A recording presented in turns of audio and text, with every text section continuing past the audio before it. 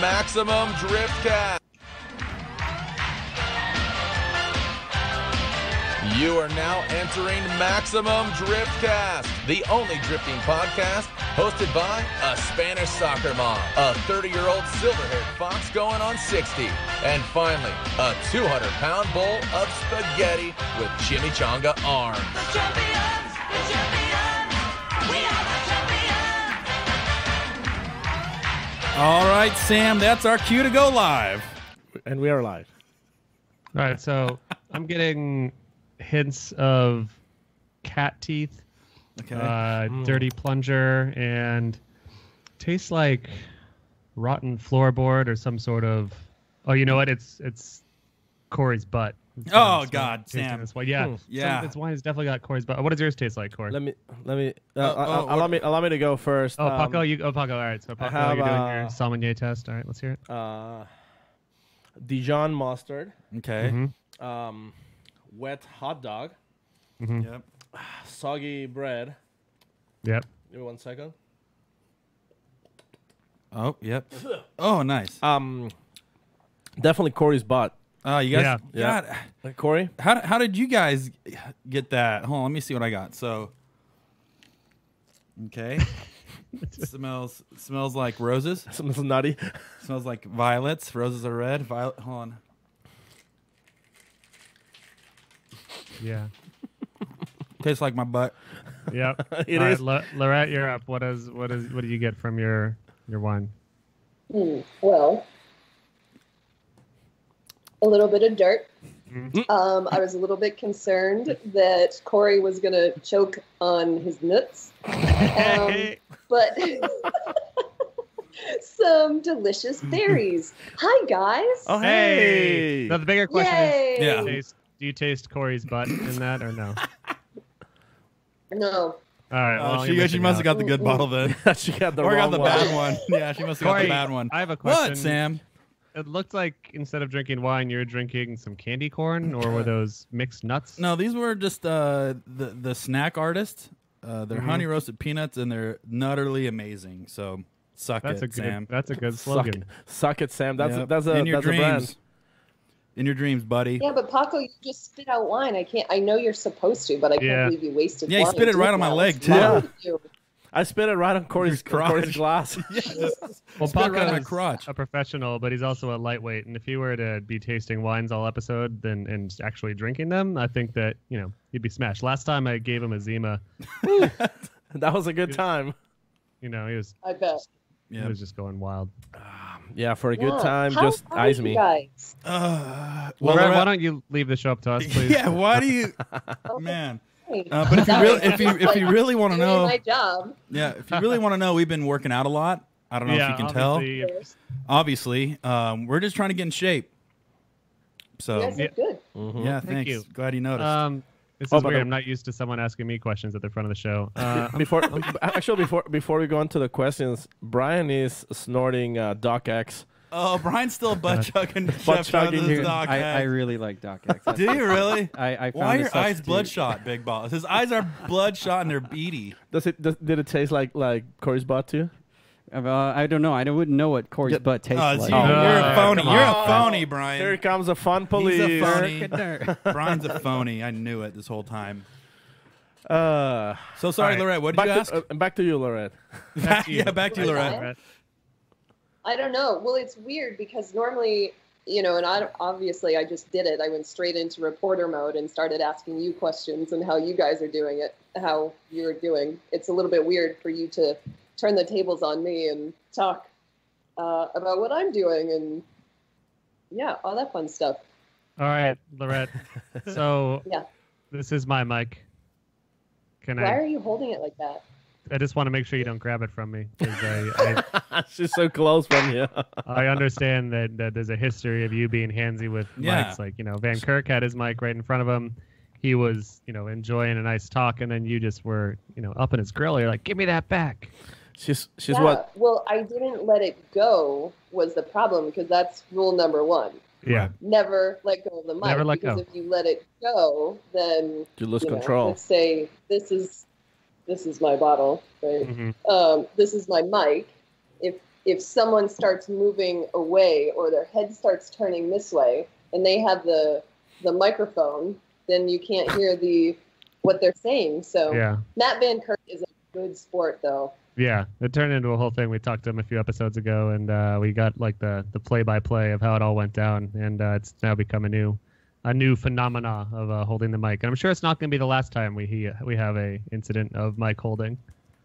I don't think so. I mean, so he was a really good sport when that whole thing came out, and then Chelsea Genofa was hilarious, and Rad Dan restarted that. Rad Dan knew what he was doing. He had that little glint in his eye where he knew that he was going to start some Yeah. business He's in Atlanta. He's a quiet guy, but he's a troublemaker. You got to watch out for those ones. He's, the quiet He's funny. troublemakers.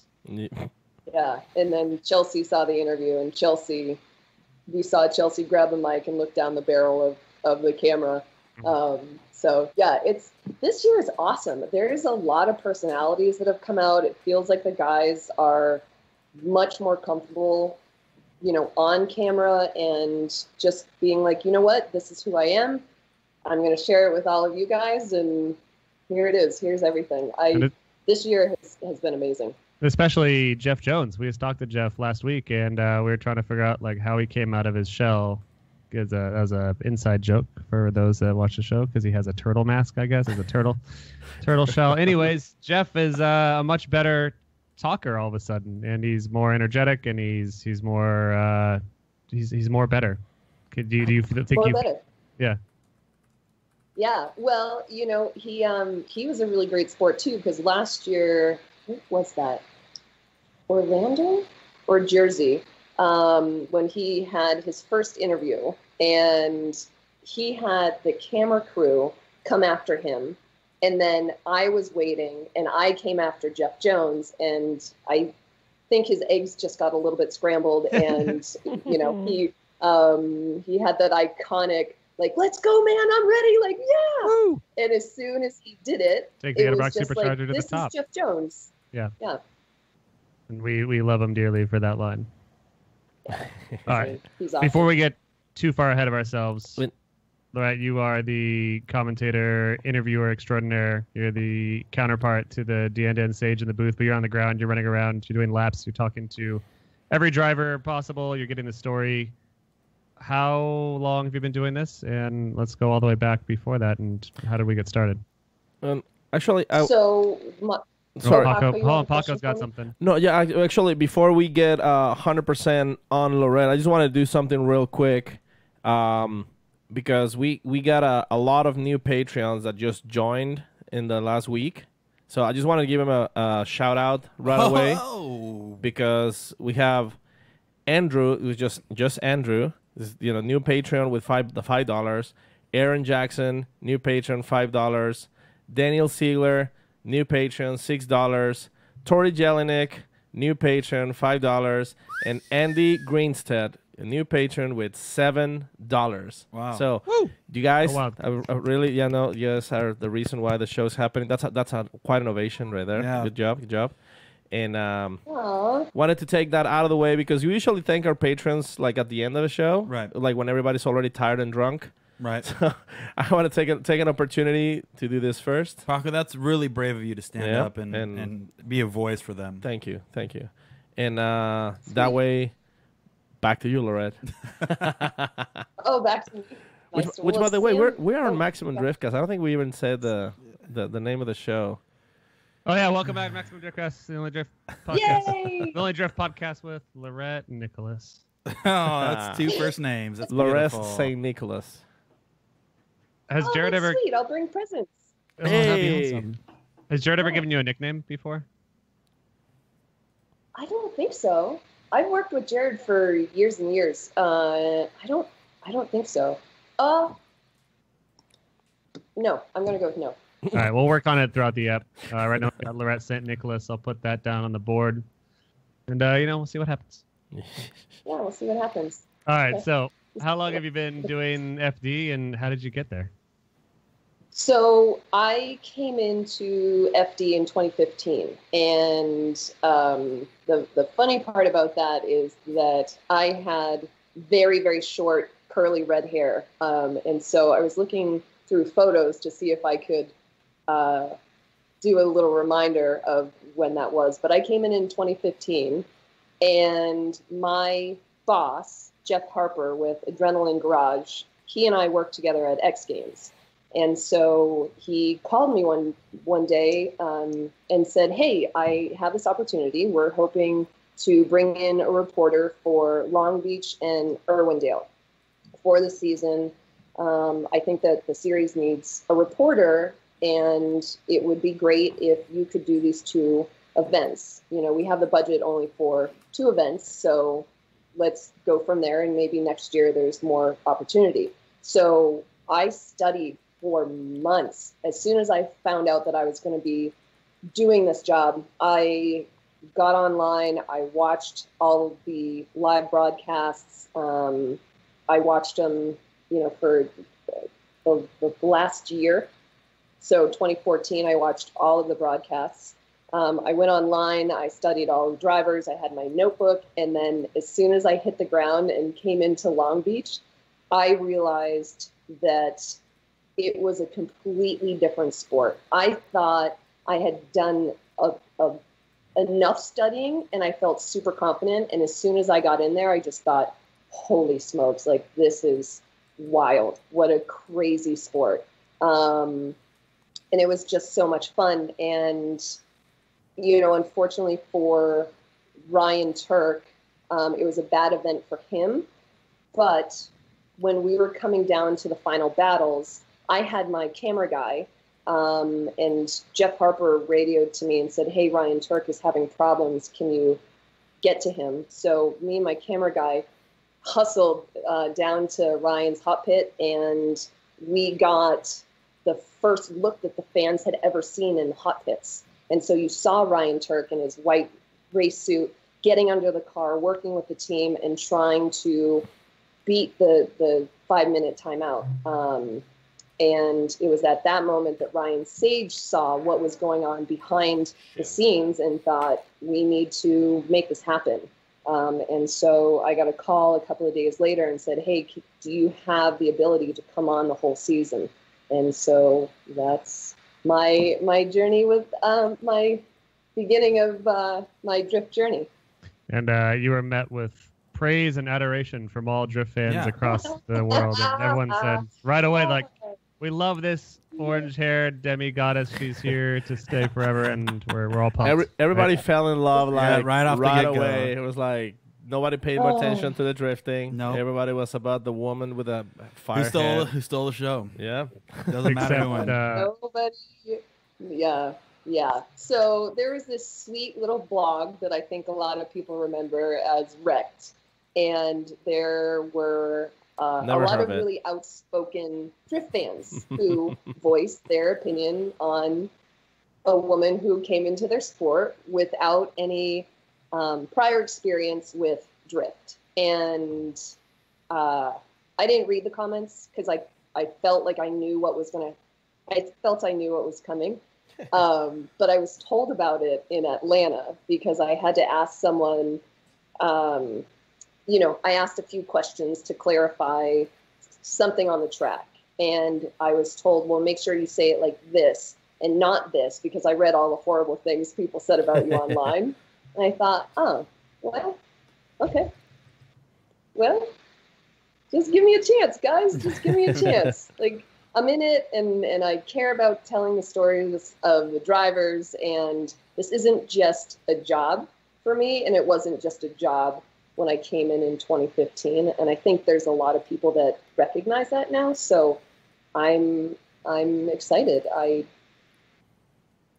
love this sport. I love being a part of it. I love telling the stories, and I have an amazing team that's supporting me. Adrenaline Garage. I have Jeff and Tim that are behind the scenes, and then of course Ryan and Jim. Ryan's had my back since the very beginning, and Ryan actually came out and defended me and said, you guys, she didn't do this bad job that you think she did, and she's here to stay, back off. And without him knowing me, he supported me. So I will always be endeared to Ryan Sage, and he's awesome. So awesome. Yeah, I mean, the automotive community, and more specifically, I think even drifting, has been notoriously cruel to what they deem as outsiders, or people that don't quote unquote get it, like get the sport, get what's going on, get everything that they know. And they're also, as a car community as a whole, I think, and probably also notoriously drifting as well, has kind of been bad to female participants. So whether they drive the cars, whether mechanics, whether whatever, it just seems to be a common thread that if you're not a car guy that knows everything going on, like, you are immediately going to be shunned.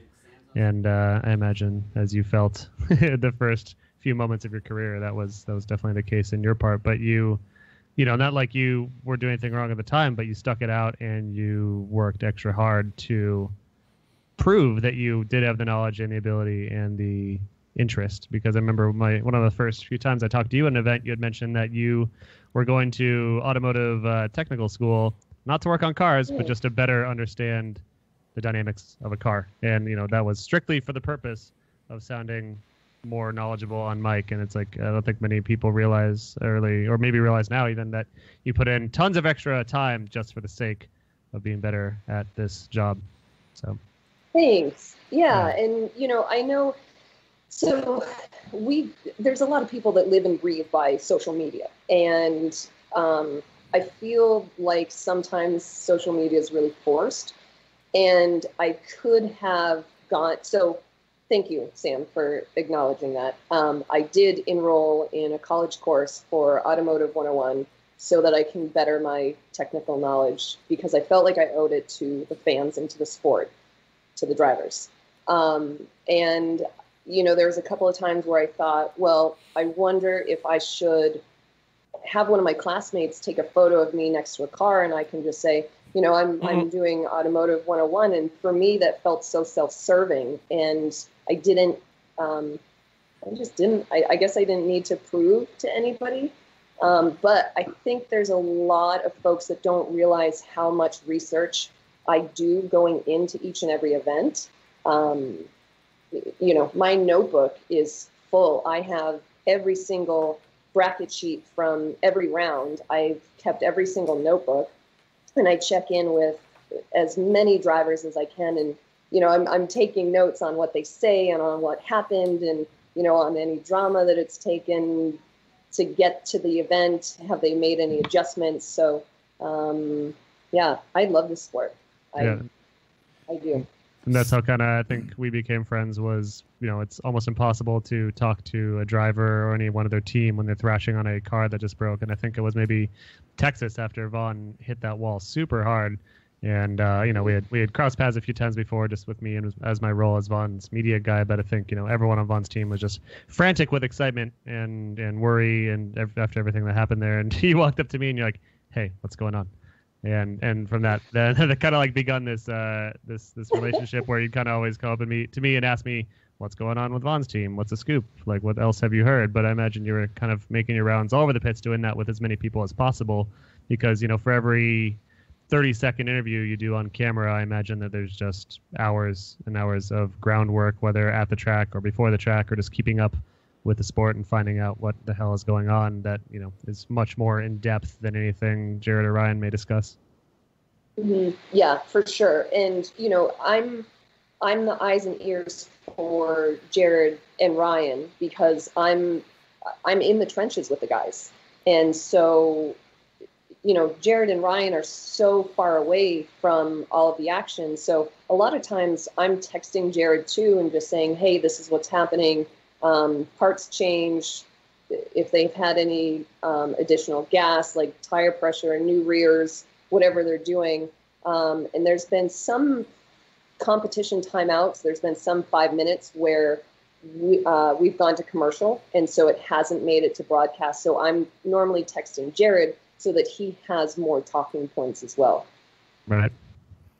I was just thinking, Sam, actually, I didn't think Laurette realized how many trolls were here in drifting. And she had a big opportunity to troll all of them for her first interview. She should have came in, guns blazing, pretending like she knew everything, but really didn't. Like, for example, she can go to the pits. All right, guys, I'm standing right next to Matt Field, and do you know what? He's having some problems. His torque converter had a leak down. It's a mess down here, guys. Back to you, Jared. Yeah, and just throw everything back, but it would have. She had an opportunity, Laurette, but you took your job with pride. Matt Field, that you were eating a full foot-long hoagie and you dropped it mid-turn and it landed underneath your brake pedal. Couldn't hit the brakes, hit the wall. Looks like you ripped up half this brand new Corvette. But anyways, back to you, Jared. Thanks for your time, Matt. Sam, you should have rolled in. So what are you gonna do about that hoagie, Matt? What are you gonna do about that hoagie? All right, Matt Field. Thank you, everyone. And then just cut away before you can talk. Toss it back. And then just bail. You have great power, and you don't abuse it. Yeah. If I was in that position, I feel like I would, I might have to do something terrible. Yeah. Well, but that's part of the tricky part, right? So these guys have to trust me. And I've taken 4 seasons to get their trust, because a lot of times, so when I'm checking in with them, they'll tell me, I'm having problems with this part. I'm having problems with my car. And I'll say, okay, they'll start seeing me write it down, and I'll say, this is on the record, right? And they'll go, no, it's not. And so I have to forget that, because there's so much at stake for these drivers that, if I tell that story, and I don't know how many other reporters would do that, but I think one of the moments, and this is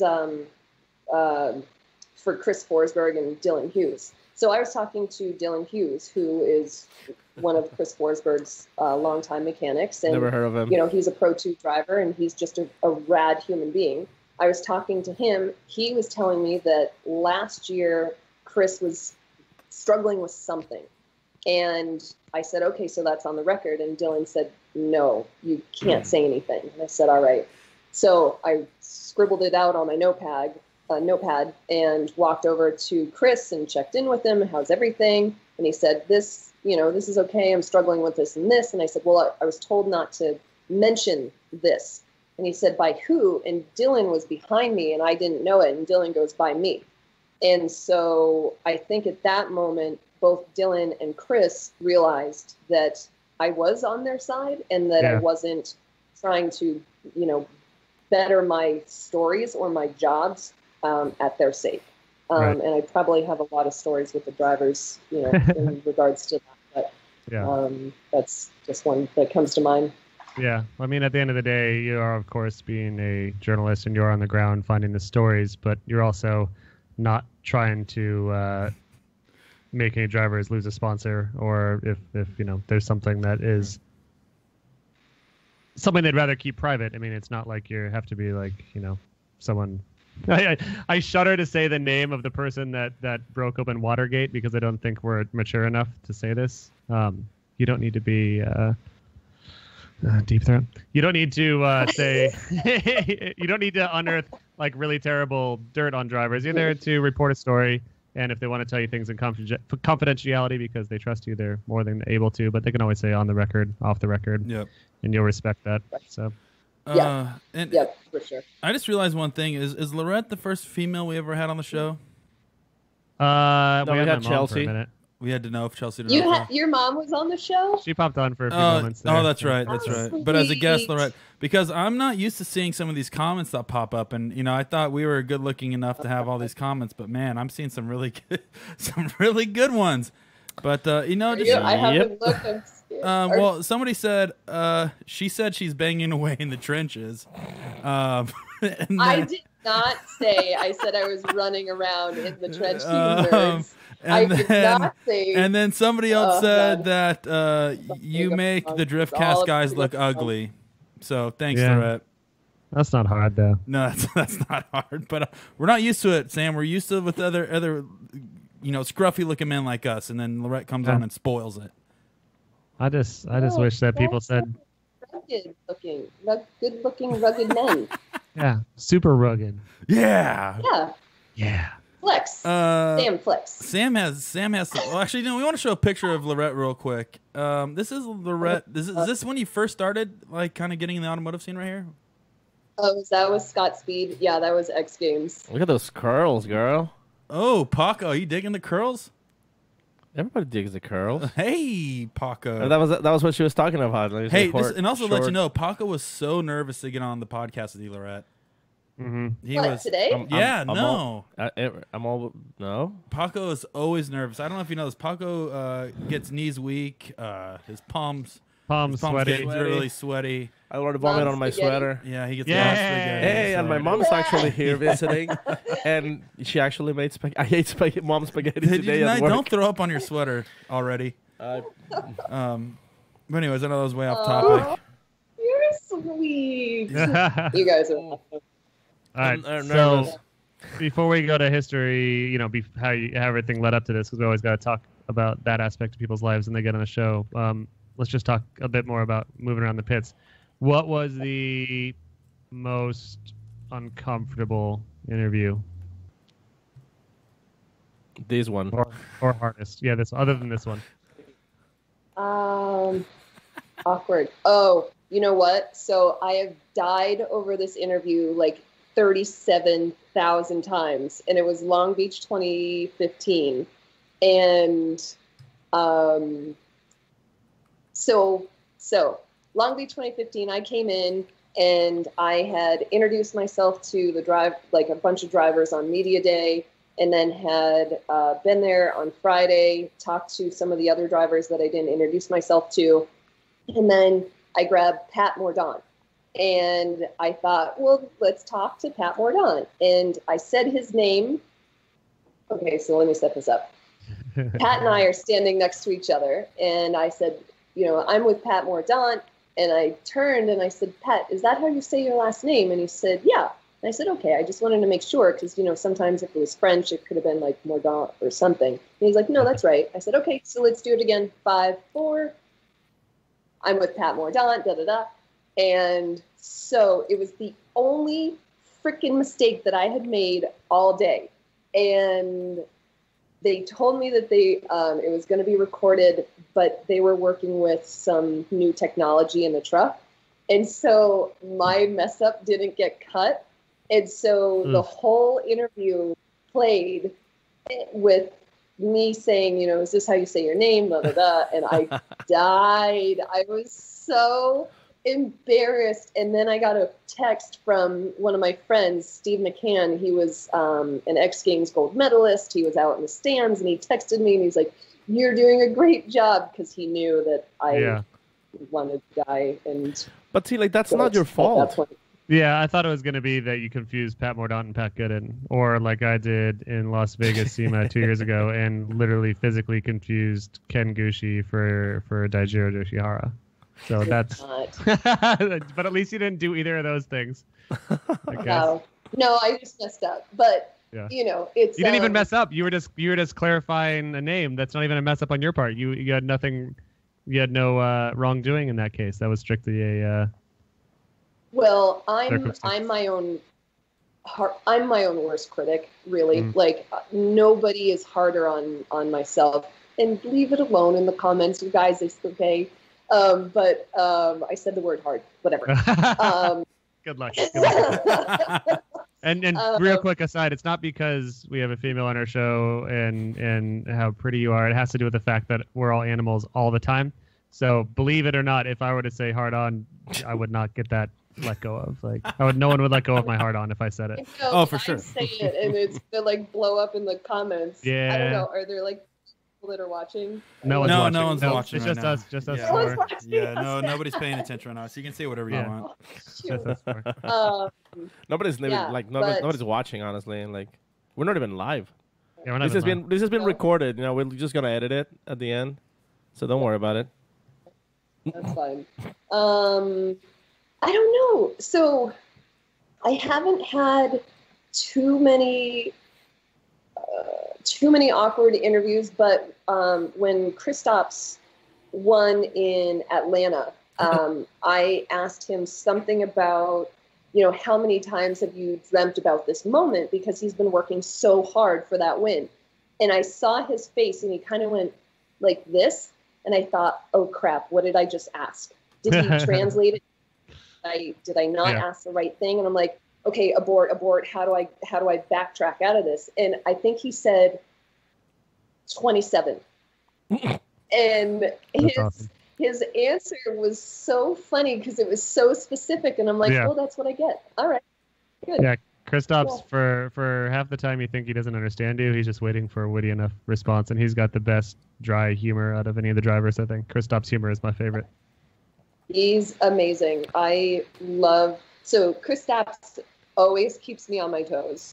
Yeah. Oh, and do you guys know the story? Sam was with me, so I know, Sam, I know you know this, but so we walked over to Kristaps' pits in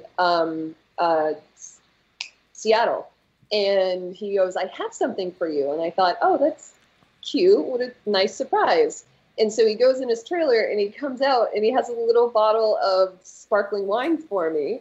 And he's like, I wanted to have it in my car and pull it out during one of our interviews, but I just didn't have time to put it in the car. But, this is what I'm talking about with the drivers, the personalities that are coming out this year, like Kristaps and, Matt Van Kirk and Jeff Jones and Kyle Mohan dancing in the background with Jeff, which I didn't see those two boys dancing because I was looking right into the sun. But I cried laughing when I saw that video. We're just happy that Matt Field wasn't talking about his grandma dying while they're doing that. Like, it's all fine if he's having like fun and saying cool stuff on an interview. But what if he just like took that moment to be like, you know what, I'm really upset in my life. My gram just passed away, and honestly, like, I'm not sure how I even get up in the mornings. Like, it's just so hard. And then all of a sudden, here comes Kyle and Jeff dancing in the background. because obviously they don't know what they were talking about. They're quite in the distance. Yeah, they don't know. But you guys, their camera placement was perfect. Yeah. They couldn't have gotten that any better. And so when they were able to come in like throughout the whole background, it was amazing. Yeah. I just remember real quick one of my favorite answers, witty answers from Kristaps when he was on the show. Somebody asked him on the Instagram questions, Kristaps, have you ever killed anybody? And he did the same thing, kind of like look up, like thinking about it, and then say, "Not for free." Yeah. it's like up. Is it gonna be like a weird question, and then it's like Yeah. not But you know what? for That just shows he's an Love honest that man. He's Yeah. an honest man. We got to He respect is. that. free. Yep. Yeah, he is a really, really funny guy, and I love that I've been able to get to know him a little bit more this year and seen that really amazing personality coming out. Yeah, it's fun. Yep. So, Yeah, he's one of my favorite personalities in the 2018 season. So when you, Laurette, Sure. when you stepped into Formula Drift, what was some of the difficult things to grasp? Obviously, you were kind of new to the Other sport. than the microphone. Other than the microphones, what was some difficult things to pick up on? Obviously, once again, it was a new sport to you. And before this, you were doing like motocross, and you could probably tell us what you were doing before. But how different is it than everything else you've ever done? Different, totally different. It is. So with my experience, my riders or my drivers, they win because of checkered flag. So coming into drift, when it's a judged sport, you're trying to figure out what the criteria is. And clutch kicking for me was, I had to figure out what that was and how they were actually breaking traction. And when I came in 2015, I was at Media Day and I was watching everything go on. And I got my first ride along with Frederick Osbo at Irwindale. And that was honestly the most exhilarating experience of my life. And I've been able to jump out of a plane. But when I got into Frederick's car, the violence of Formula Drift is incredible. And it's something that you don't really realize. And even when you have a camera in the car, it doesn't pick up all the audio, and it's so loud, and there's so much going on. There's so much happening. I think the driving for me and everything that they were doing took a little bit more time to understand the sport for me. And what were you primarily announcing for before Formula Drift? So my background is X Games. I'm based in motocross. So X Games, I had all of the best trick. I went to Los Angeles X Games, Aspen X Games, so with snowmobiles, to Austin. And yeah, motocross was a huge passion of mine. And I have a KTM 350. I am like an award-winning slowpoke, to be honest. But I know what my limits are on a dirt bike, and I'm okay with it. I just don't need to be jumping a double. So No, you got to risk it all. Mm-hmm. Every time you go out, if you're not taking risks, you're not having fun. Yeah. I know, Is that what dirt biking's about? riding. Yeah, but kidding. I'm going to take you guys riding one of these days. I swear, you're going to make it to California, and Yep, I'm going to God, put I you want on a dirt bike. Huh? I said, God, I want that because I definitely never have been. Okay, but you have to. We're going to do it this year. Okay. Like, it's going to happen. I think let's plan on December. Okay. Can we do that? Corey, have Can you we ever ridden a publicly dirt say bike? yes? Nope. Corey, You never. I know you've ridden a motorcycle, obviously, so you at least know. Yeah, no, I've ridden dirt bikes before. Corey likes a dirt Paco, bike. I imagine, has, right? Yep, because Paco has 2 gnarly Davidsons right now, so he's a Oh, rider. yeah. I used to have a choppy 80cc. That's a 2-stroke. Yeah, Paco, come on. Don't make Yeah, two-stroke noises. come on, dude. No, that- Two-strokes are so 98, 99. That's so, what the power's at. so the other question for you, Laurette, sorry we're getting off topic here, but No, it's okay. We're talking so- about dirt bikes. The whole and show engines is, and motors. yeah. The whole shut show's up, off Sam. topic, I'm talking to Corey. Laurette, not you this You time. shut up, Corey, you Don't- piece of garbage. I'm gonna Don't. punch you Hey, both Yeah. on your fighting, poop That's gentlemen. cool. holes. We got to continue this from Alright. last episode. Yeah, Last episode we don't worry. closed out with Corey having a big fucking mouth, and I was going to Yeah. slap it off him. Yep. You know what? We'll get back to that. So when you got into interviewing, and let's Listen- go back to the beginning of times, was it because you were Yeah. passionate about motorcycle riding? Was that what? And so you kind of Yeah. already knew what you were talking about when you got into it? Because obviously when you got into drifting, it was kind of like another career swing over into a different sport, cool opportunities. But for motorcycle riding, you were probably a lot more confident because you're familiar with what it was and what it is. You're involved much different. Is that kind of what it was like between the two? You just more familiar, so it was an easier foot in the door. Transition. Yep. Yeah, for sure. So I worked at KTM in 2002 to 2006, and I was a media relations coordinator. So I did press releases, bike launches. I was always dealing with the media with KTM. And so there was Supercross. I saw someone audition for Supercross, and I thought I could do that. That's what I want to do. And so I started chasing it down, and I call it professional stalking because I wanted it so bad that I started trying to find out who are the people that I needed to contact. Who are the people that I needed to send a demo reel to? Did I need to send letters, emails, start getting phone calls? And they would always say, thank you so much for sending me your demo reel. We're all set. We don't need anyone right now. And I said, thank you so much for responding. I'll contact you in a couple of weeks and see if anything's changed. And so that was kind of my MO. And I'm very persistent and very dedicated and very, very stubborn. And as soon as I have my mind set on something, I'm pretty much going to accomplish it. And I know that sometimes that path isn't always like this. It's more, zigzaggy and a little messy. And that's okay because I know that I'm eventually going to get there. But yeah, through KTM, working with motorcycles, getting into X Games, and just moving forward with Endurocross and Minimoto SX and Nitro Circus. And I'm so grateful, and I don't really like the word lucky because it kind of implies that there's maybe a lack of skill, but I'm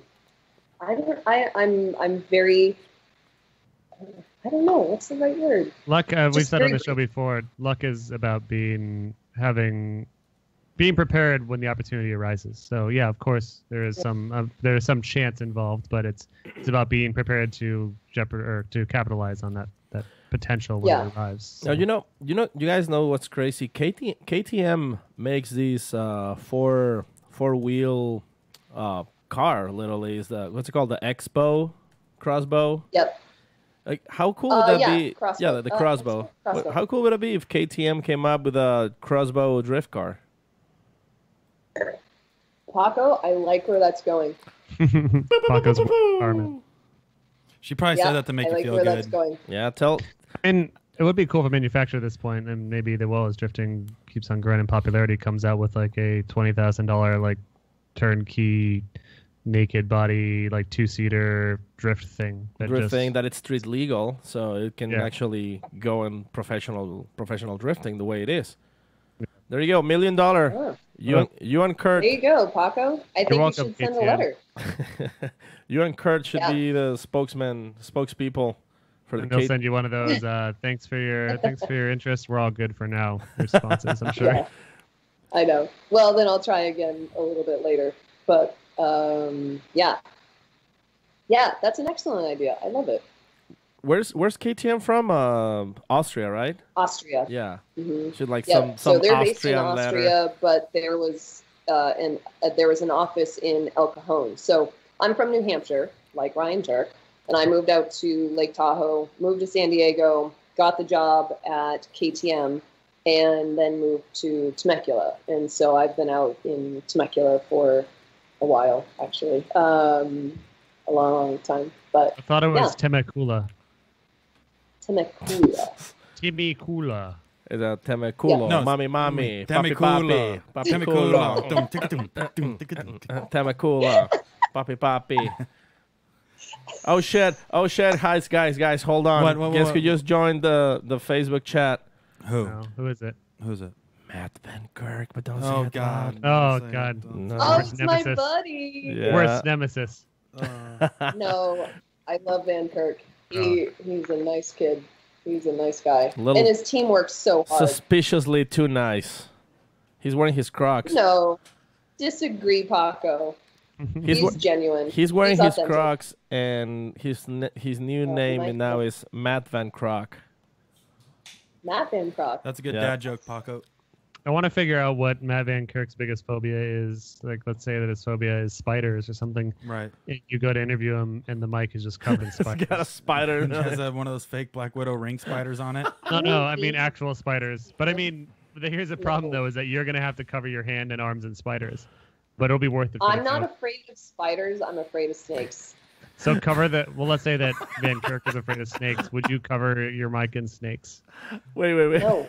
You guys, okay? So have you guys seen those pranks where like somebody sits on a stall on the public restroom stall, and then like somebody asks like for paper, and then they get like chocolate on their hands, and then hey, can I get some paper? And they just like when they grab the paper, just like keep smudge First their of all, hands. Paco, how many stalls have you been in where someone asks you for paper?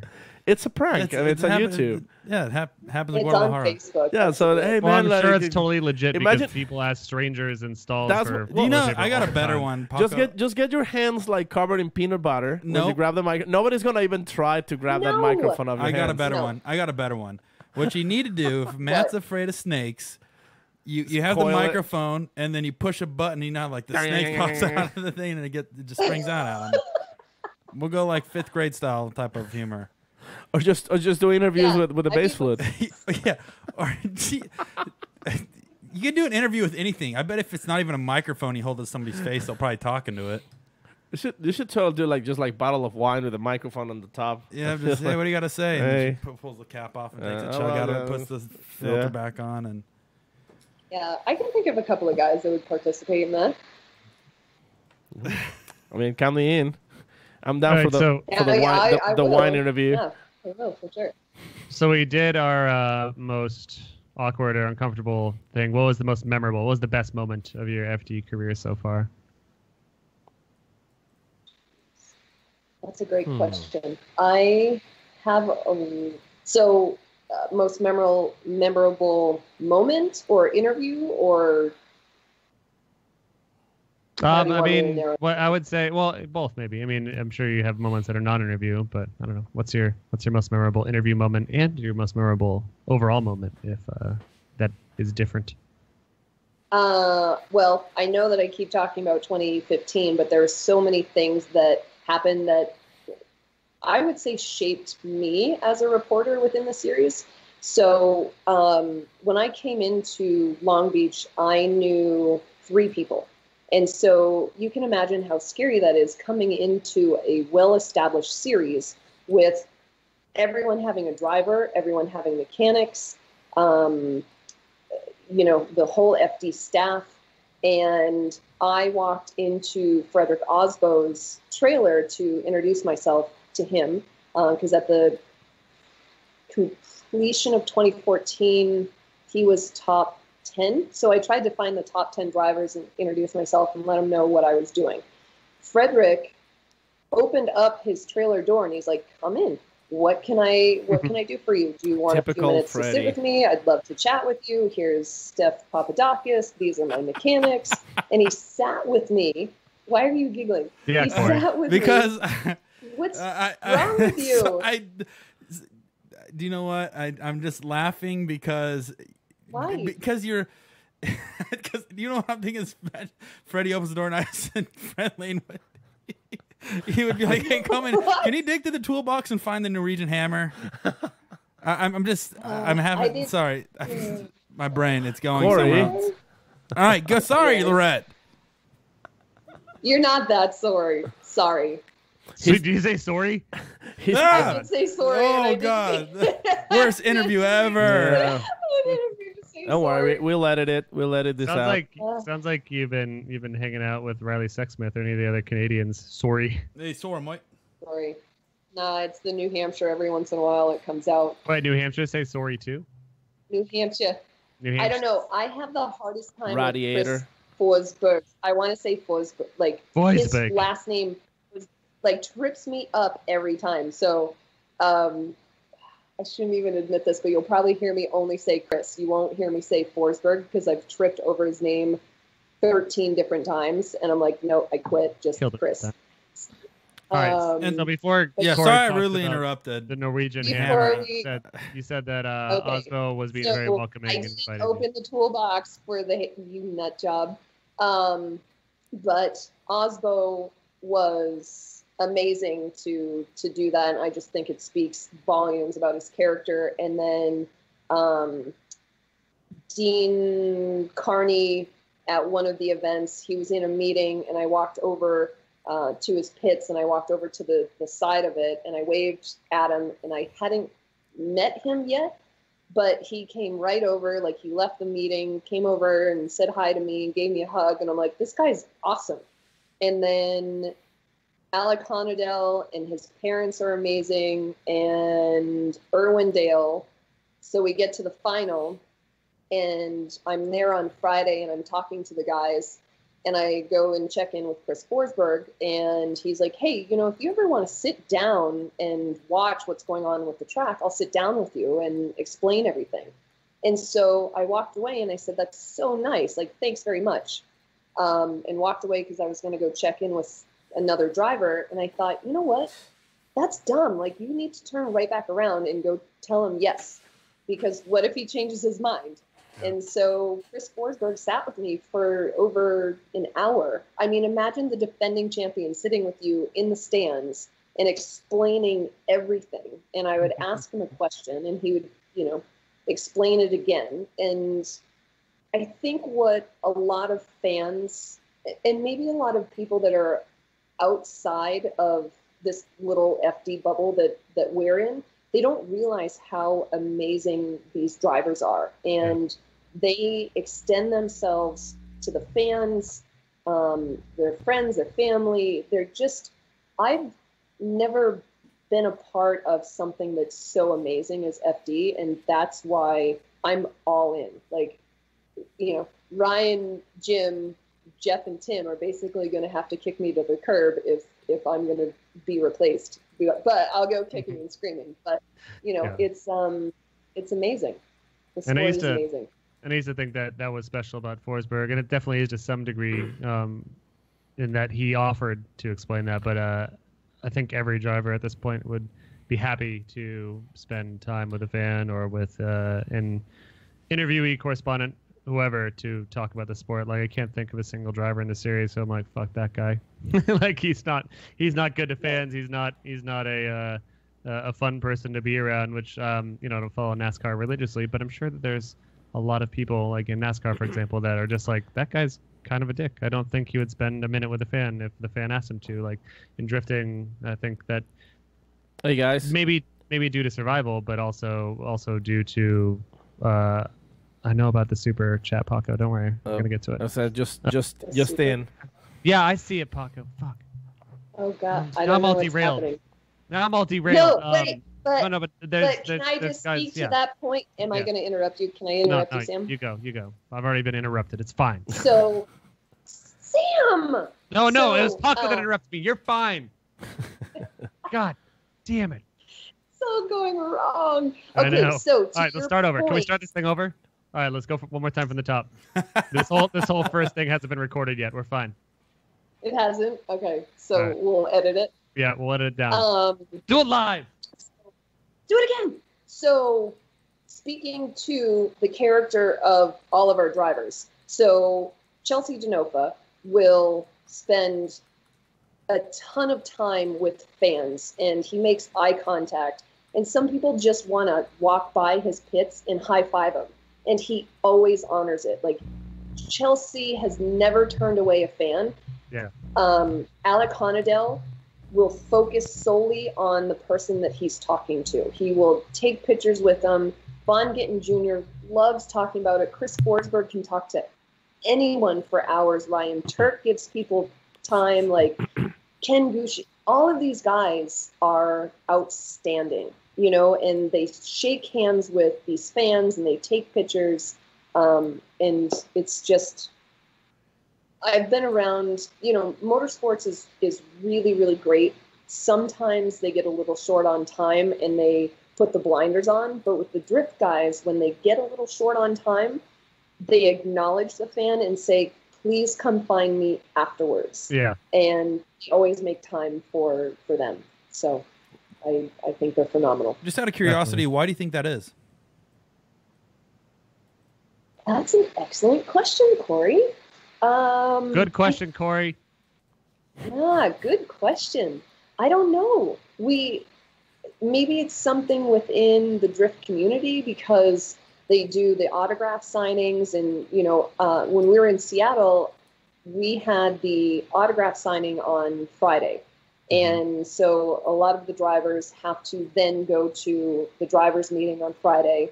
And so FD will start excusing the drivers. I saw Peter and James, after everybody else was excused and told to go to the meeting, they waited and signed autographs until the very last person got an autograph. And if they didn't get an autograph, they walked over to him and shook their hand.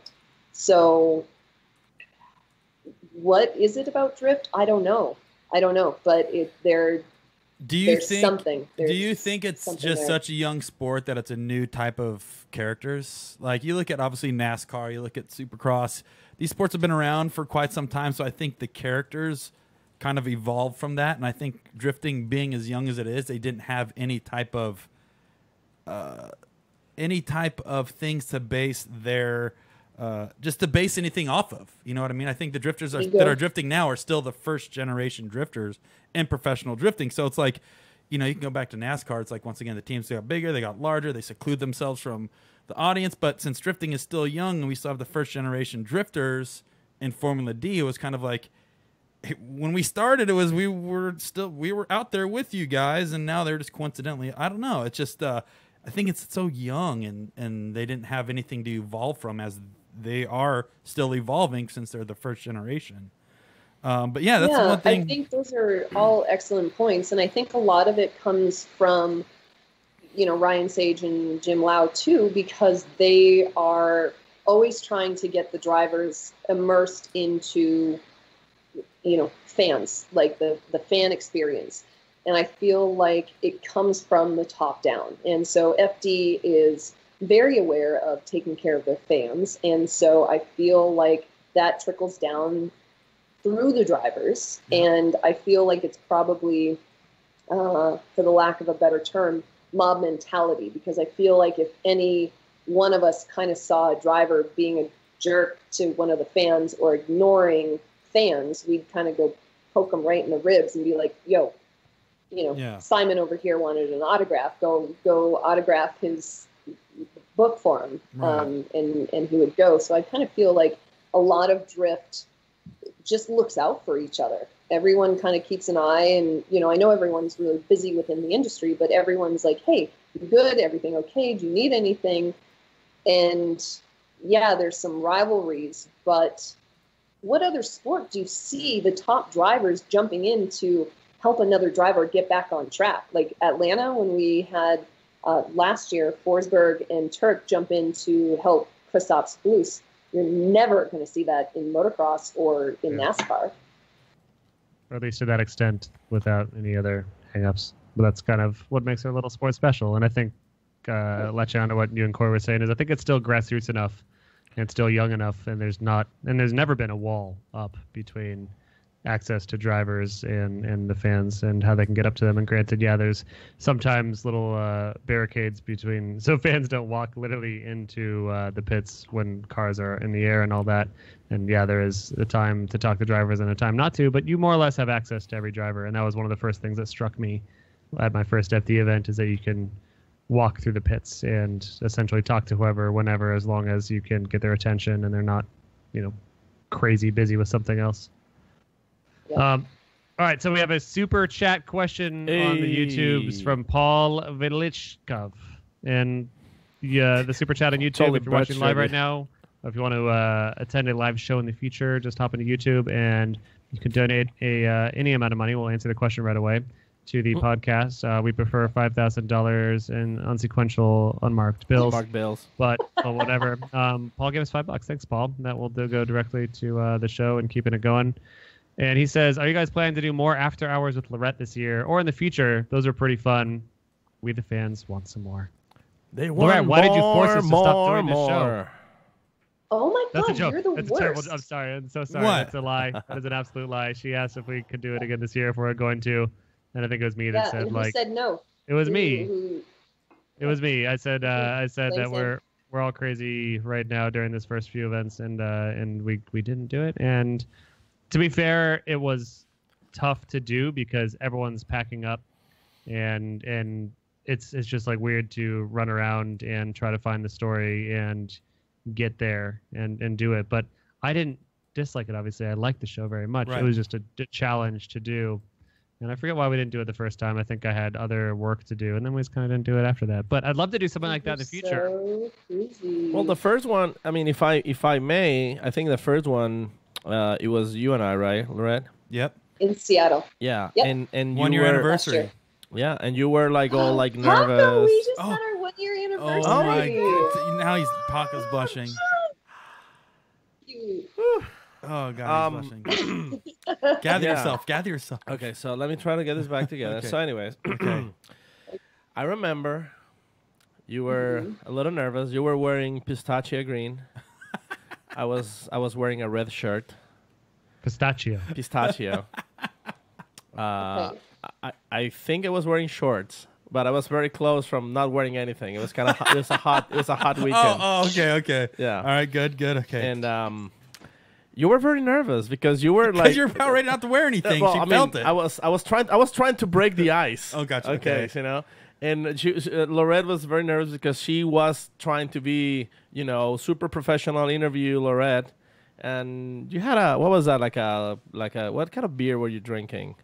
You had a beer in your hand, and you were like, I'm not gonna get this out of the way. It's like, no, keep the drink in your hand. It's we're supposed to, it's supposed to be more. What's it called? Like more. Well, let's improv on that a little bit, because do you remember setting up for the first Laurette late night with the Laurette when it was actually you and her, and you're running around the pits, and all we had was one external mic and a cell phone, right? Is that Yeah, what we had a gimbal. We had a gimbal. And we were going live from the cell phone. Oh. Yeah. So, the best thing is that Laurette was trying to be all professional, Yep. and we were like, all right, look, there's Frederick Asbo. Frederick Asbo's right there with like some fans, like they're kind of like just having like an interaction. Yep. And Laurette's like, okay, should we like interrupt them? And they're like, yeah, I mean, like, let's just get in there. Like, no, but he's busy. And Laurette's like trying to like not be, like being professional. I was like, no, let's just get in there, Dude, And I Laurette remember that. Laurette walks in there like, hey, Freddie. And then Freddie, he also didn't know what we were doing. And he goes like into full pro mode as well. Oh, hey, what's up? Yeah, like gets like all.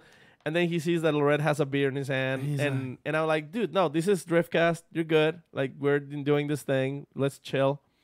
And magic happened. And that's it. It was just like a whole different thing. It was just like this was, the Laurette with the ponytails, just like having fun. And Freddie was like, all like, hey, what's up? Can I curse? I'm like, yeah, you can do that. Yeah, that was very amateur, but it was very well perceived. But that was a whole idea. Very well perceived. It was supposed to be just very, very rough, very. Or are you there? Yeah, I'm There here. you go. Can you Yeah, guys have me okay? Yeah. Yeah, we were just talking a lot your- of smack about you. The first about your anniversary. Skype So, pros. because we were talking about how different it is, obviously, when you're like on the Jumbotron versus now you're doing this amateur set with Driftcast through a cell phone and a external microphone, how different it is to approach a driver when it's like, okay, take a breath. These guys are not turning it on. It's more of just like a personal interview, which that was the cool thing they about all it. wanted to be professional, like they talked to you 2 hours ago, and we're like, no, dog, it's time to have a drink, time to chill. Tell us all your problems. Yeah. Yeah. And so imagine how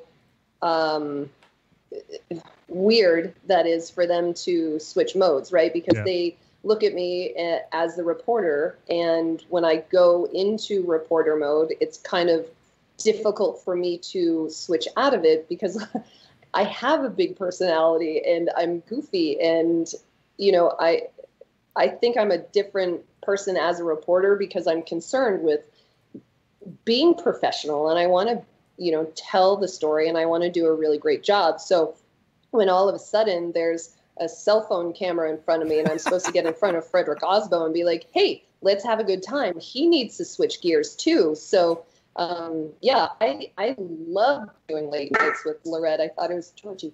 My dog's barking. I thought it was really fun. I thought it was great. And yeah, if you guys want to do that again in Texas, let's do it. I think it's definitely a way to do it, but I think the problem is that we never got the viewership we wanted, and I think that maybe that is. And granted, there was some people that really enjoyed it, but like I'd like to figure out a way, either for later this year or 2019. Like I think there's a way to do it that is more involved, that's more better. More better, more bigger. Not sure what it is yet. More better. By the way, the other issue is that and I noticed it near the end of last year, and this year it's almost completely died. Like the after hours hangout in the pit on Saturday night is kind of done. Like people just don't really do it like they used to. Like it was always kind of a couple hours. Like everyone would get together and get wild and have beers and all that. But granted, there's some degree of that, but it has kind of died off for whatever reason. And I don't know. I think there's something to be done there for sure. Yeah, but I've always had the policy of never putting out something subpar if possible.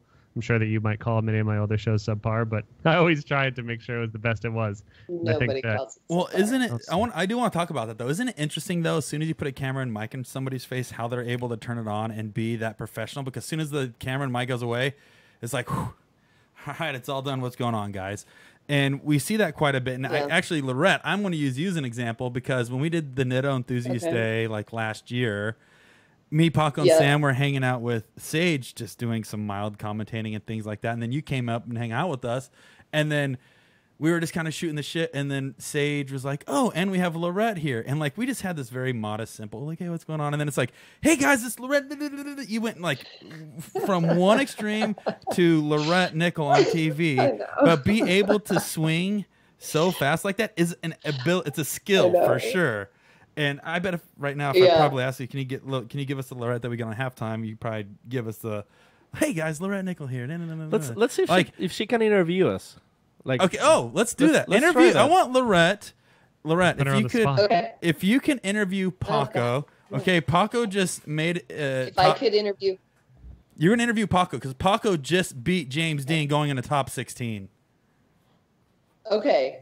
All right, so okay. Paco, what an incredible battle you and James Dean just had, and you just upset the defending champion, and he's also going for the points champion.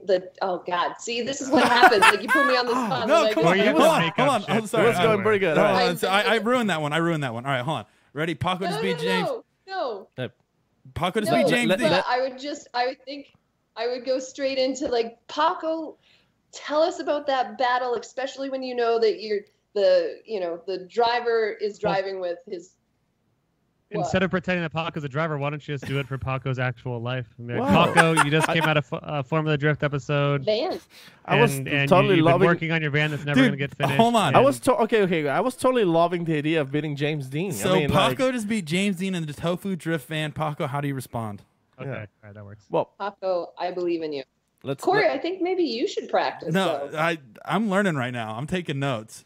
All right, Paco. So go ahead. How's your response, Laurette? Well, let me go from Laurette. Oh, it's fine. So fire up, Laurette. Final question, Laurette. Go ahead. Okay. Final question.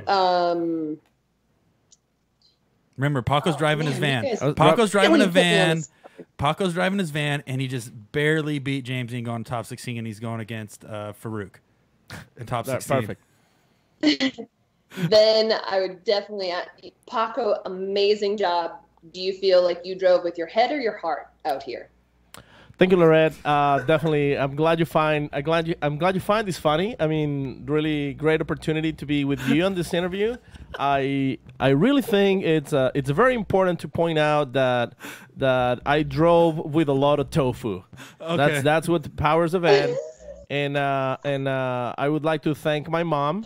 I'd like to thank my spotter, Corey Hosford, because he told me... You can call me the eyes in the sky. Yeah, he told me, Paco, give him hot dogs.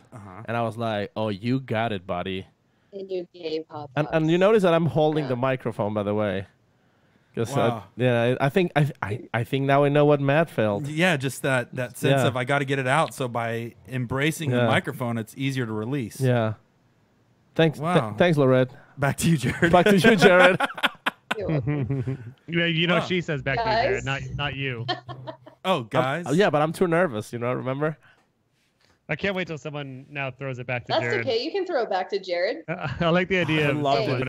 it back to Totally Jared at this fine. point. No problem. No, but I think that the idea of the conversation was that it is a very specific talent to have to be able to go turn it on and turn it off. And you can even see Jared and Sage or even Forsberg and Vaughn, these guys, as soon as you stand next to them, they get in their stance, they get in their pose, they get that deep breath, they get the warm-up, and then they roll with it. And then it's like, all right, guys, we're done. It's like, okay, I'm taking my hat back off. I was even tucking my belly while doing You're the sucking interview it in. with, Paco was sucking it Loretta. in. I was like, thanks, Loretta. Thanks, You're sucking it in. Yeah, you looked about 12 pounds lighter. No, but it's definitely. I know, but it's a very difficult. No, I was going to say, watching it and seeing it and being there, it is probably one of the most difficult jobs. And I say Jared and Sage have one of the most difficult jobs. They're next to the judges. I wouldn't want the judges' jobs, to be honest. They have the hardest jobs. I think they have very, very difficult jobs, and everything is happening so quickly. And so, they have to judge on this criteria that they know inside and out. And how fortunate for Ryan, Sage, Jared, and myself that we get to tell this story. I don't know if there's anyone luckier than us three to be able to do our jobs. And it's awesome. It's so much fun. I'm honored to be able to have my job. And you have your job. Thank you, Paco. Yeah, no, I have my job. Yeah. But so there's going to be a little switcheroo, Corey, that maybe we should address or. I was just gonna say before you go into that, like a lot of people don't understand how hard your job is, even if it's recorded, and how hard is it actually for some of the drivers to actually get interviewed until you actually get to do it. Because even when we do this exercise, just playing, you realize like, holy shit, this is not that easy. I remember when like probably like a year and a half ago when we did a podcast with Jared. Yep. And we were supposed to do like hey Jared, we're gonna be doing this on Formula Drift. Give us some tips on how to narrate. Remember? Oh, that's we did like, all right, Paco, here comes Jeff Jones. Down blah, road blah, Atlanta. blah. Yeah, and I was like, all right, I can do it. And I was like, no, this is hard as hell. I can't do a play-by-play. It's not the same. And saying like trying to come up with stories and like asking questions. I mean, you're carrying a book. You're writing notes. You're doing a lot of stuff that a lot of people don't even take in account. They're like, oh, she just gets there. She doesn't know anything about cars. She just like it's not that easy. No, I saw it firsthand this weekend. And Corey, you saw it firsthand, so you can speak to it. But there's a lot involved with my job that I'm lucky enough that I can make it look easy, so a lot of people don't know what we're experiencing. But I'll go into every single round with a brand new camera guy, and some of those camera guys, they shoot reality TV. I've been told by a couple of camera guys I shoot reality TV, or I'm a photographer, and sometimes I dabble in videography. And I think, oh, good. Okay, great. Like, we're in it together. So we'll have a meeting when we first get to the event and say, here's how this normally works. It will go in for an interview, and it'll be a 2-shot. So it'll be me and the driver, and I'll ask the question, and then I'll step out and I step towards the camera, because the story's about the driver. It's not about me. And the cameraman is supposed to stay on the driver and catch the expressions and, whatever he's going to say.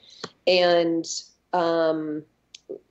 sometimes an interview requires a follow-up question, but sometimes we don't have time for it. And that's moving into top 16. Like, normally things are happening so quickly. So if we have time for an interview, it's normally one question and then we're out. So I have a new camera guy.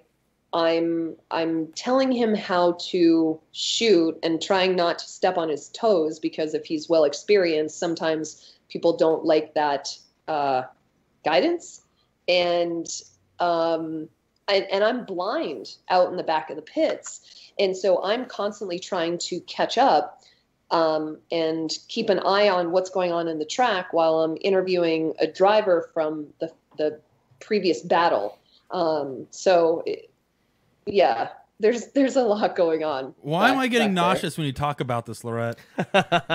No, you're going to be fine. You're going to be fine. Why is he going to be fine?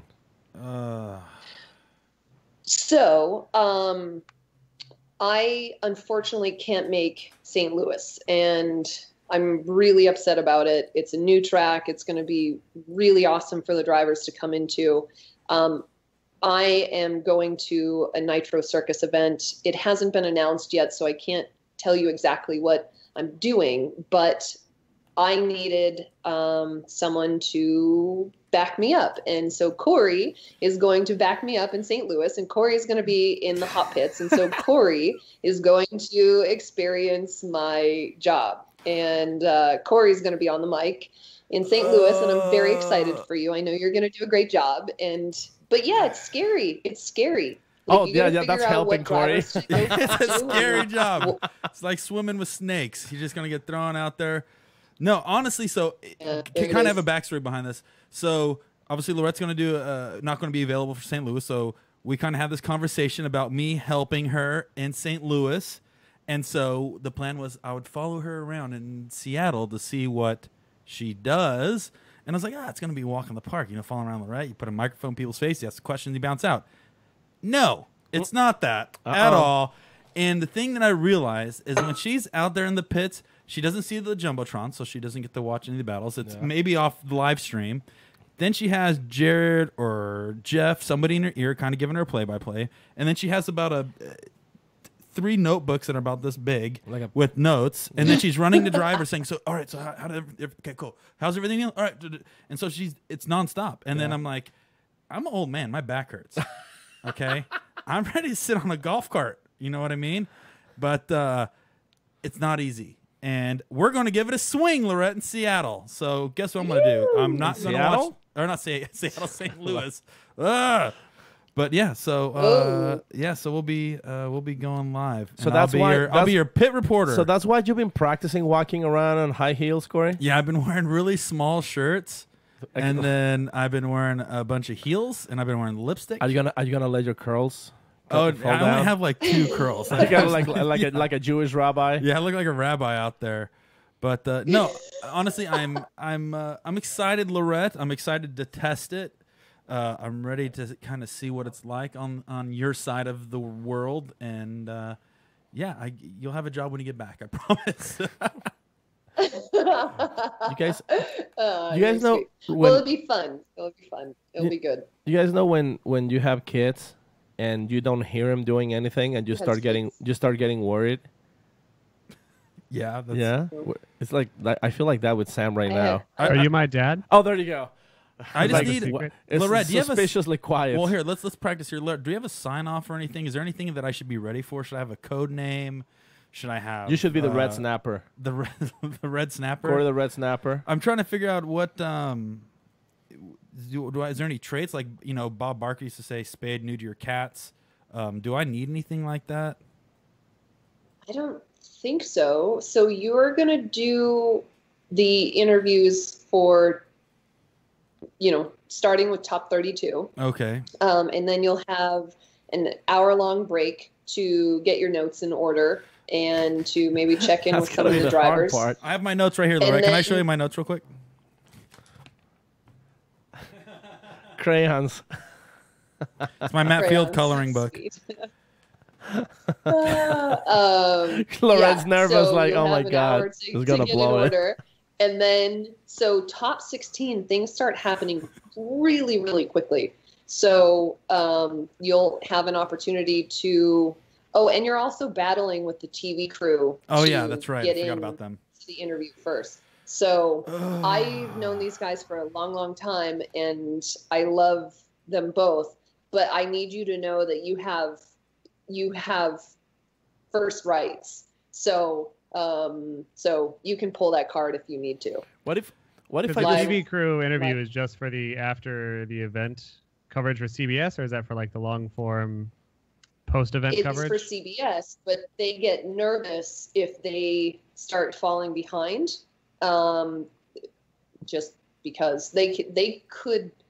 Anyway, they get nervous if they fall behind. So, but Corey, you have right of way. So if you need to get in and ask a question or two, pull the card. You know what we should do, Corey? Well, Paco, I might need you as a wingman. Well, too, I was but go gonna ahead. say, why don't like during the interview, you Right. just like put your hands in the back, and I just like stick my hands Through my you, arms. and you just like kind of like talk, and I do all the hand gestures. Okay. And You guys, don't do that. Don't. Don't let me down. goes a fun police. Okay. Yeah. No. Yeah, Lorette, we're trying to create job security for you so Yeah, that I mean, nobody will be able to honestly. take your job. Here's the so thing, if we Lorette. really Yeah. mess up, No. if we really throw this into the deep end, you got a job, lady. if when you Corey- come if back. Corey we're trying does- to take care of you. If Corey does very good, they're probably gonna be like, you know what? We're not even paying Corey, and he's doing a great job. Let's just. You know keep what? Corey. Maybe I can have. Hey, Lorette, hear me out. Uh-oh. All right. Okay. What if I'm I have listening. Paco I'm scared. as my bodyguard to bully the TV crew? I just. Paco, I mean, I was getting hey, maybe I don't know. because when I I don't was think so. following you around, the TV crew has two guys, and Lorette, it's you and one other small camera guy. He's I about count- 5'5", 120 pounds with rocks in his pockets. But I count as two Lorette guys. can't take the TV crew, but I think we could. Yeah. Oh I'm yeah. pretty scrappy though. I think I can hold my own. No, you'd be able to hold your own, but you have your camera guys. I don't know what it is. You're a beast compared to them, and so I think if I have Yeah. me and you could have took them. Me and you could have for sure Tag team. tag I teamed think them. so, yeah. But the thing is, I don't want you to get roughed up. I'm okay with Paco getting beat up a little bit. Paco, thank you. Paco will be our little human punching bag, but we'll break them in for you so they don't mess with you and going into Texas. Okay, sweet. Yes. And think Sam, what is Sam going to do? Let me see Sam. Brian, can I see Sam real quick? I'm telling you, he's suspiciously quiet. Look at Sam. What's up, dog? Hey, there you are. Sorry, Sam, we missed you for a little bit. But yeah, sorry, Sam. I know you're just joining the conversation now. I need your help too, buddy. Yeah. What's up? What do you need? I need your help. I need you. Make him look pretty. I need you to do my makeup before every set. Can you paint Corey like your French girls, like one of No, the I French want to girls? look like ICP. That's not a problem. What's your cloud name? Can you dye your hair red, Corey? I can't. Oh my god. But red like red I would- or red like Laurette No, red? like ginger red. I can't. Ginger red. I can't do. You're not that far. You think about it, you're Uh, like dirty blonde, like strawberry blonde, Hosford. I'm trying to think now. I'm trying to think of my ICP name, and then I'm also trying to think of what color I should dye my hair. I could dye it red. Or you could have diarrhea on Oh, camera. Paco. I'm just prefacing what's gonna happen. I like how you said Oh, prefacing. it's only getting worse. Yeah. But anyways, Laura, I'm super excited. I really am. I'm nervous, but I'm excited. And He's afraid. I'm probably going to call you 10 times and be like, dude, what the fuck am I doing, Lorette? What should That's I do?" fine. You can call me. Okay. You can call me. All right. That's fine. So that's the Yeah, news, guys. no worries. That's it. Her number is 555 Yeah. Let me write this down. 55 55. 1, 2, 3, 5 4, 5, 6, 7. 55 5. Oh, God. Lorette, why are you doing this to me? But anyways, what else? Other than that, super excited. You'll be back in Texas through the remainder of the year. I won't be running St. Louis because I'll be the mic girl that round. But we'll do Grid Life. Lorette needs to go to Grid Life. Oh my God, Laurette, are you coming to Grid Life? I am not planning on it, but I think it sounds awesome. I mean, maybe. What if she comes to Grid Life and then she takes our job? Oh. What if she takes Corey's job? And Oh. drives his car? Because we all know that Corey doesn't want to. So, I mean, she could drive Corey's car around the track. Oh, well, she can do that as long as I can. I went driving. Do you Yeah, guys you went know driving that, recently. right? Yeah. Yeah, You I went drifted driving. for the first time. Yeah, Rathina took me up to Willow Springs, and then Rob popped out of nowhere and started teaching me how to drive, and Teaching you how to doogie? Circles. The what? Teaching you how to doogie. Oh, It's called yes. Dougie. Paco, come on, man. Sorry, That Lorette, reference this is- years this is old. You didn't typical. say it right. Keep together. Sorry, Lorette. sorry, Lorette. Back on track. You've All right. been drifting. You were Rob, drifting with Carlson, Ratina and Rathina. the 350. Yeah, Rob Carlson taught me how to Doogie. drift, and I did. So Rathina's car didn't have a door, and so it was that's awesome. right. Yeah, I saw because those that way- photos. But you were But more I of a could see the pole. yeah, you were more of a, like an off-road kind of girl, right? Yeah, Like yeah. like are you like more familiar like side by sides and rhinos and Yeah, well, Yeah, I did that series motorcycles. too. Terracross. there you go. So yeah, so like her Yeah. 350Z no doors is like a lowered side by side roll caged. Hello. yeah, pretty much. Okay. Yeah. Just And that. it was awesome. So yeah, got to kind of test the drift waters there and learn how to drive, and I'm excited to eventually get back to it. I just need to make time and go back up to Willow Springs and make it happen. So it's fun. It's awesome. My face hurt from smiling all day. You know Sam How did has it a go? sorry? Sorry, Paco, me? Go ahead. Yeah. Yeah, like how was was your first awesome. drift? Was it as you expected? Did the car perform in a way you thought it would? Like I guess let's preface this by saying, have you drifted before inadvertently on your own? No, I hadn't drifted before, but so Rathina and Rob taught me how to drift in January, and then I went to Ohio a little bit later, and I was, it's winter in Ohio, and so I'm like, I should do some drifty things in parking lots because that would be so much fun. But yeah, it was my first experience with drifting, and it won't be my last, that's for sure. What was the most surprising aspect of it? Was it harder? Was it easier? What was it? Timing. The timing was everything. Pulling that e-brake and clutch kicking and being able to do everything in succession was really tricky. But I don't know. I think I was a pretty astute student, and every time I'm like starting to get a little bit frustrated, I would pull the car back over, and Rob would say, "Okay, you're doing this, you need to do this. So try this step and this step." And I would do it, and I could feel the difference. Especially when I was doing a donut, you could just start to feel when I wasn't forcing the wheel, when the wheel was just kind of breaking loose in my hand a little bit. Is it surprising how little steering you do? That was always surprising to me in my first few drift events. I always thought that you're like kind of like throwing the wheel around, but you really do so little steering. I feel like it's so much more throttle than I knew. Yeah. Yep. I would totally agree with that. And this That's was a Z you were driving? Where were you driving? I forget. Yes. 350Z. V8? 350Z with a V8. Was it V8? I don't remember. Yeah, don't Rathina's? remember. It's LS. Yeah, no. Yeah, LS, yeah. Rathina's. So you got, thankfully, I think, to learn on one of the best learner engines, I imagine. But also at the same time, people say it's so much different than learning on like a 4-cylinder or a turbo. I'd be curious to see what would happen if Well, Lorette could drive my car. well, there you go. Can That's I? what I'm saying. Yeah. That's where we're Will leading you, at to. will you take me out, Corey? Nope. You're gonna do it. I'm gonna just let you He go. only has one seat. I'm gonna just let you go, Lorette.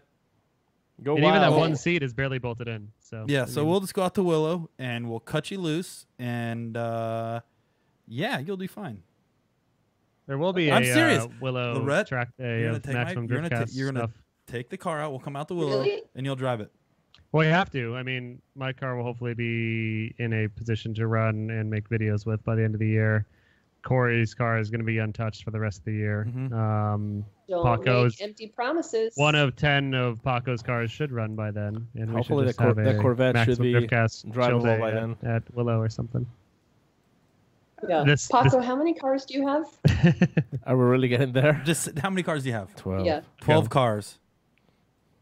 12. I'm getting rid of one. Which one are you getting rid of? Okay, Paco, The that's not an Lexus answer. SE. You can't just say you're getting rid of one. What's the actual answer?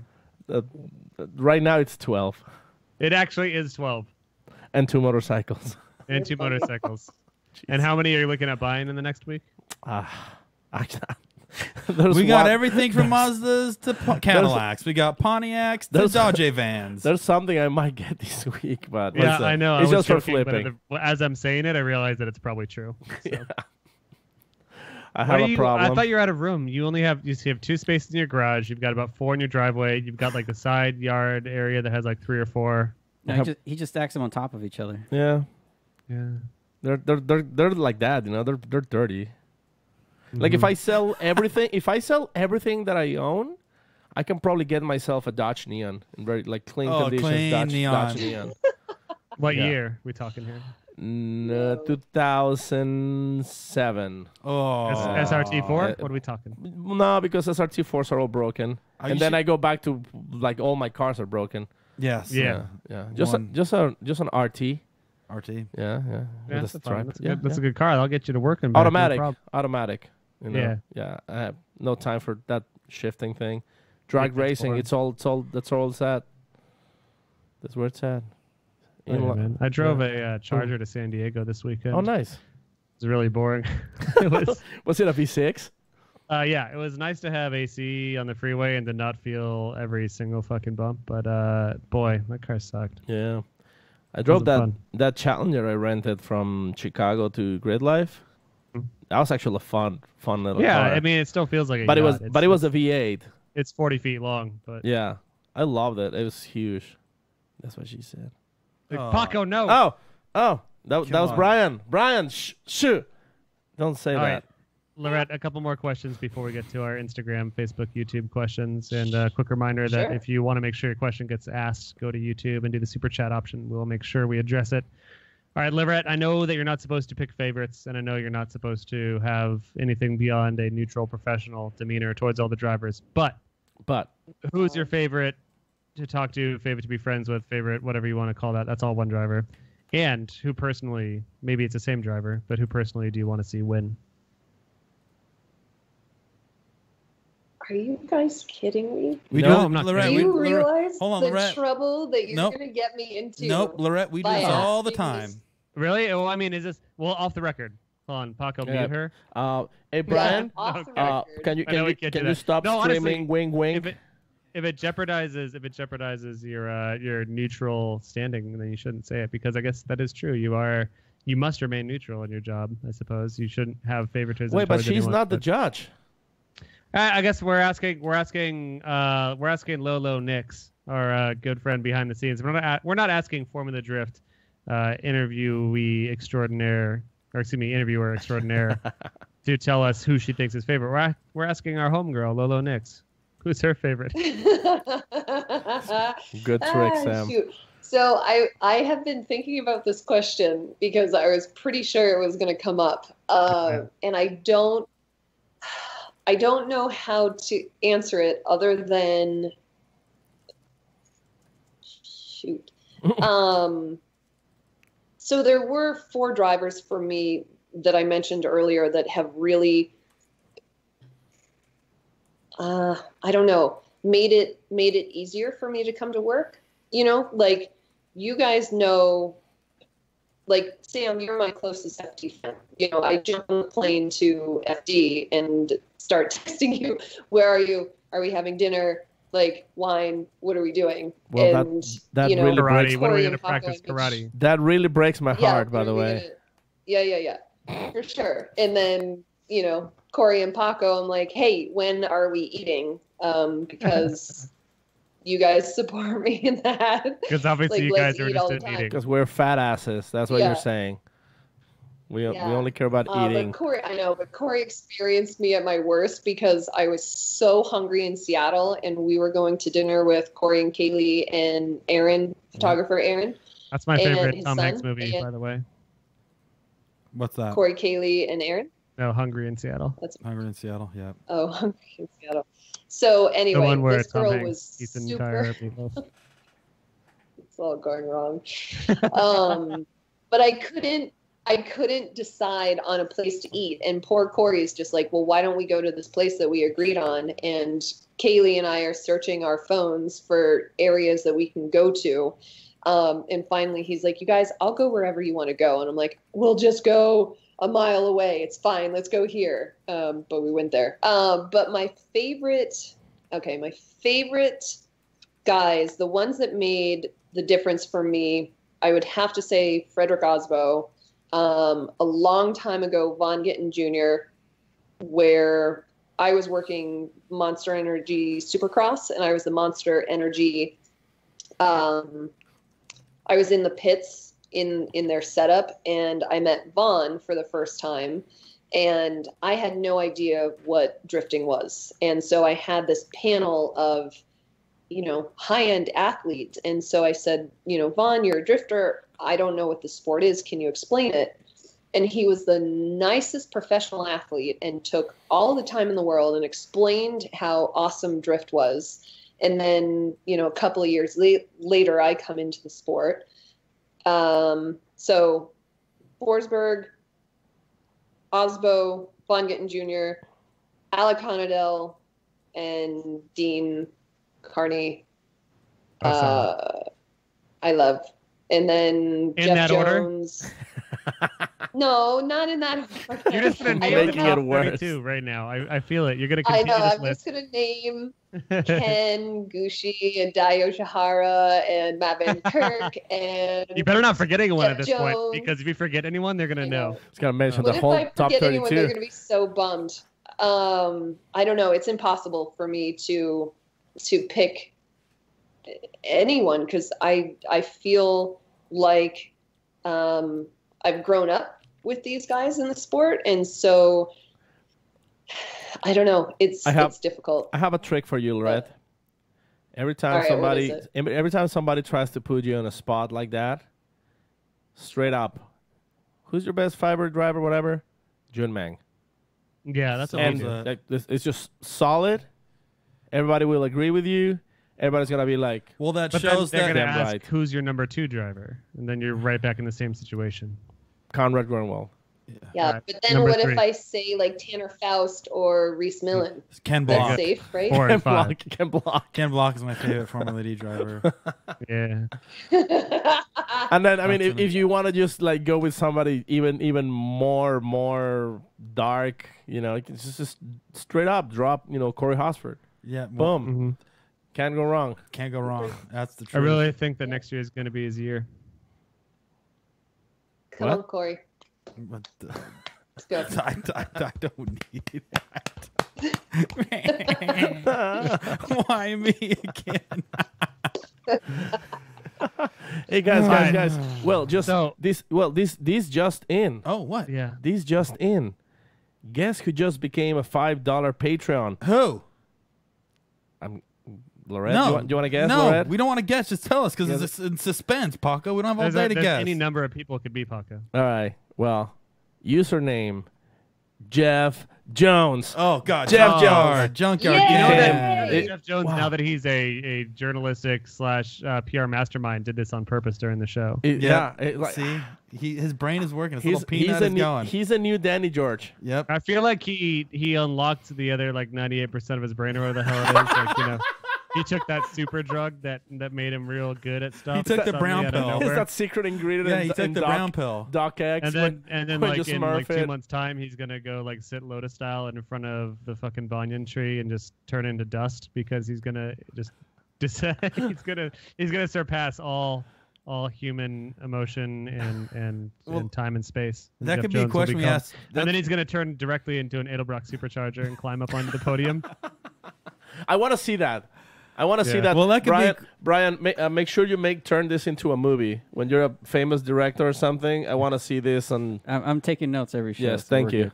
Well, the Little thing is, Edelbrock that good. well, we can ask Jeff on the interview. Jeff, hey, we just listened to last Maximum Driftcast. We heard you unlock 98% of your brain. What does it feel like to have a full brain in your head? Just gonna crush a Doc in his face.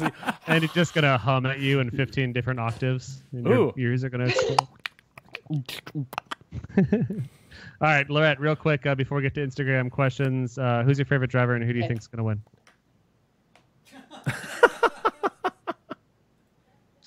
I thought we kind of sidestepped that. I know you're a master of sidestepping. That was I incredible. do my best. I really appreciate all the journalistic gray area and words that you use to fill spaces when you don't want to say the thing that you want to say. So there's just tons of things you can just kind of. Well, for example, I believe that there's so many different other things, and honestly, I quite appreciate this guy. But at the core of it, you're just burning time without saying what you thought was your favorite fucking driver and who you want to win. A politician. Oh God. You don't have to. Once again, if you think it compromises your journalistic integrity to do your job well, I'll accept it in a text message later, and then I will not tell anyone unless you say it's on the record. But well, I don't want to hurt anyone's feelings, right? Because there's so many drivers that I just adore. Lorette, can I tell you something? I don't know, but Lorette, I'm going to tell you something right now. Yeah, say something. Do you know when Tell we me. do our halftime show? Corey. Listen, when we do our halftime show, do you guys notice this? As we're getting to the end of our show, guess who rolls out on the front straightaway? Top 16 drivers, and they hop out of their car. And guess what just happens at that top 16 moment during our interview? Corey? We talk about who's going to win the event and our podium predictions as they're sitting on the front straightaway looking at us in the announcer stand. So we have to tell them to their faces. I don't know if you noticed, but Kristaps is always on our podium list, even on the top 3, just because we're afraid of dying. Yep. But Lorette, literally, that is a prediction. That's a prediction, though. It's not a personal opinion. So what we're asking her to do is saying who we want to win the most this year and who we think is her favorite. And I mean, like, I've got a record saying that Forsberg's my favorite driver, but this year I really want Turk to win. I think if I could choose anyone to win the championship, I wish it would be Turk, even though it seems pretty sure that James Dean has locked it up. But, I'd love Turk to win, and also I'd love Blues. Blues is probably an equal second for me for who I want to see win. But I feel like I'm also not at the level of journalist that Laurette is, so I feel like I can more freely say that because I'm mostly a commentator that is literally paid to have opinions. So, but you're paid to not really have opinions. You're paid to be neutral. So understand that you're not. Sam, now you just use your Sam just uses his journalistic abilities to redirect the question out of Laurette, so it's all right. No, I use mine to do terrible things and to ask drivers really dumb fucking questions, but also like just at its core though, like as we're talking, I mean this in seriousness too, like as we're talking about the different aspects of journalism and the different types of roles that Jared and Ryan play versus Laurette versus us for a halftime show. Like our halftime show exists because Laurette exists because Jared and Ryan exist, and Jared and Ryan are, I'd say if anything, Laurette is the most on the side of the spectrum that is the most newsy and the least opinionated, and then Jared and Ryan have some sort of kind of opinions, but just barely. Only because that's only based off battles. They can give only opinions because they based can't off get battles. Jared to stop talking, and then we have the most opinion because they want to hear a little bit more of the dirtier side of drifting and hear some people's stuff. But that's not to say that he can't, of course, say that any role is better because it's obvious people that are better than us, but they all take place for purposes, and it's nice to have the hard news, the hard story, the guys that just fill the air and bring us up to spec with everything that's happening all the time, and maybe interject a little bit of personal opinion, but by and large still to remain neutral. And then the dickheads that do the halftime show that say that Kristaps is going to win everything and then are wrong most of the time. So I mean, we all have our roles, and the whole point of me saying is that I respect the idea that Laurette doesn't want to say who her favorite is, because that does at some small level maybe jeopardize in her mind, or maybe others, the integrity of her position, which is the most neutral person in the field. Thanks, Sam. That sounds wonderful. Shut the fuck up, Corey, you piece of shit. Yeah, I can say that. That's the beauty of my role. I can tell Corey to eat a butt. I can say, hey, Corey, I hope that you run over a fucking turtle on the way home, and I hope that turtle had a family, and I hope you don't... I love turtles, but I hope he does that so that way he feels like shit.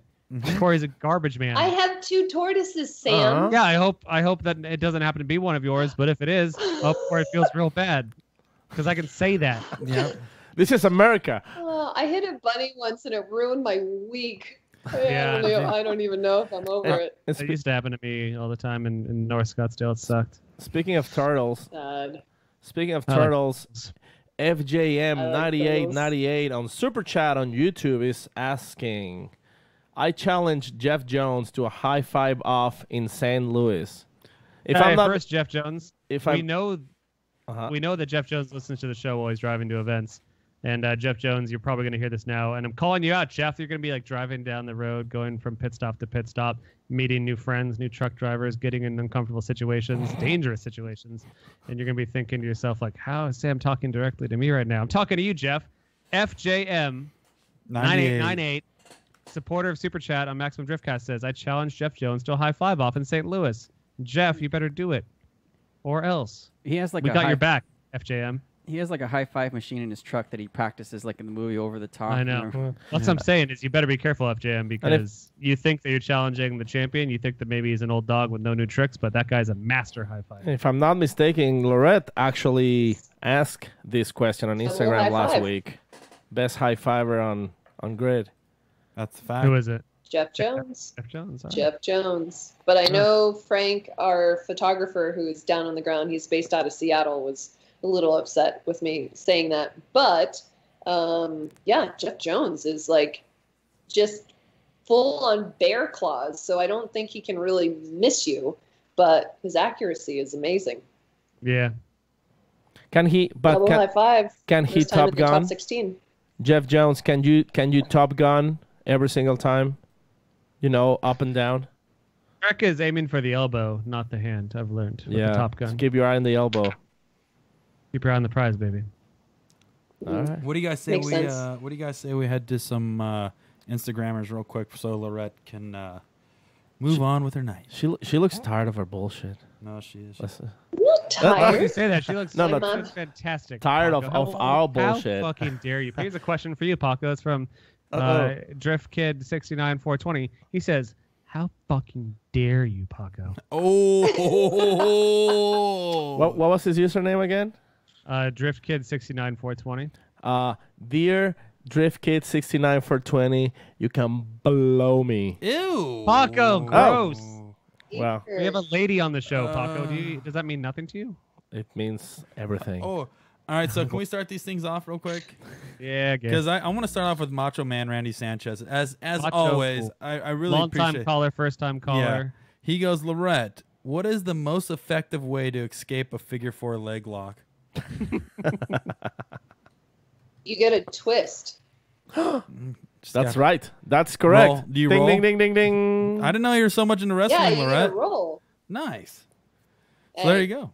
That was. I am an open book with a bunch of unread chapters. You guys don't even know.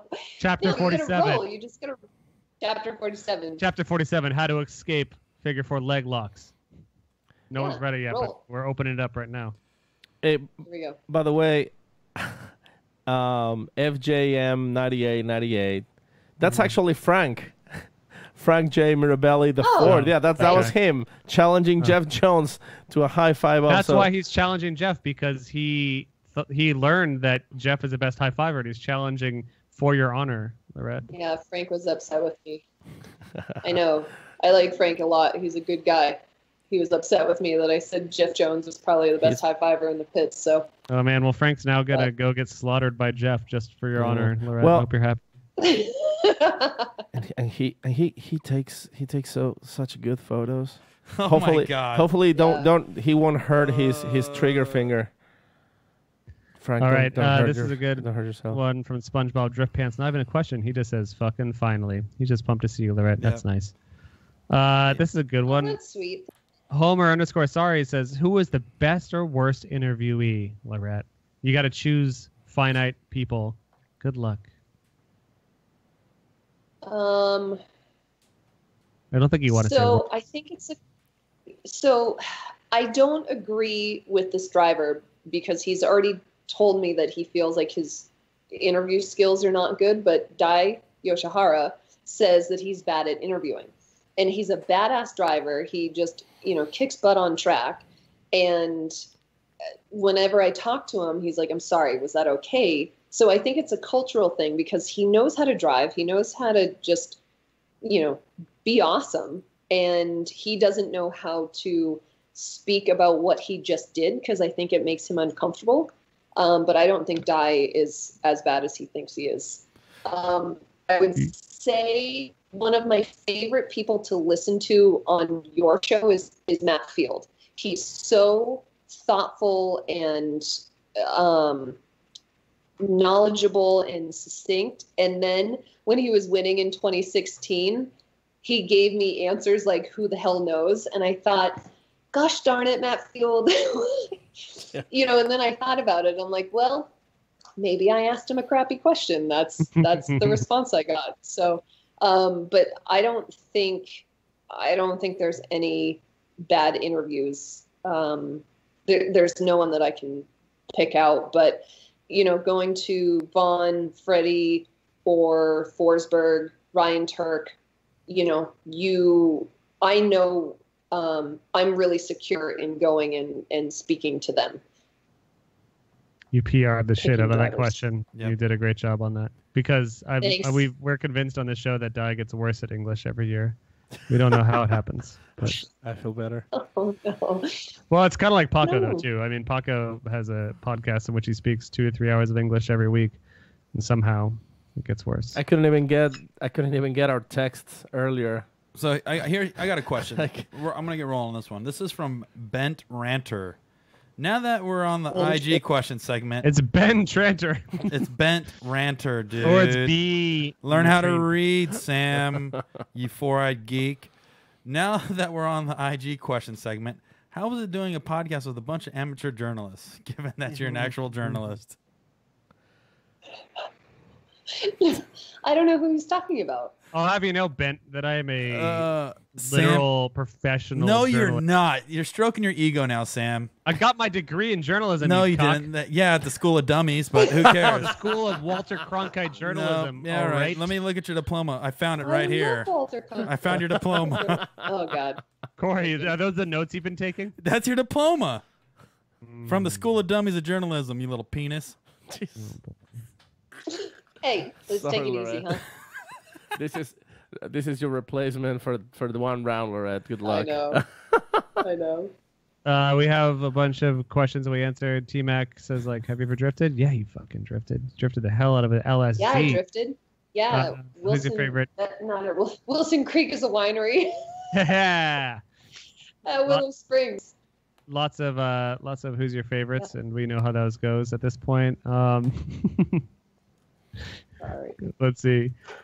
I feel like I probably made it pretty obvious without saying it. Yeah. Give your PC answer. There's some of the guys that I know better than others, but yeah, those. Oh my God, Corey, what? I just read a really funny question. Sorry, Lorette. Go for it. All Here right, we get it. go. What is All right, it? I'm gonna ask you because I had to laugh. Okay. Okay. This is from Alan Union. Can you give Paco some tips on asking questions? Like, don't ask a question when somebody already asked that question. Yeah, how do I do that? What's the trick? What's the secret? Do you listen?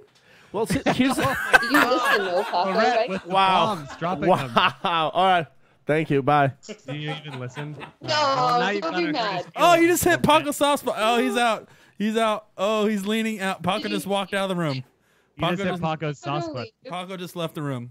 Oh, Lorette, I didn't know See you were what such a happens? bully. All right, Lorette. I didn't you're know the new Lorette was host such a now. bully. Sorry. All right. I'm back. How do you See you feel? next Monday and every Monday from now on at 7 PST.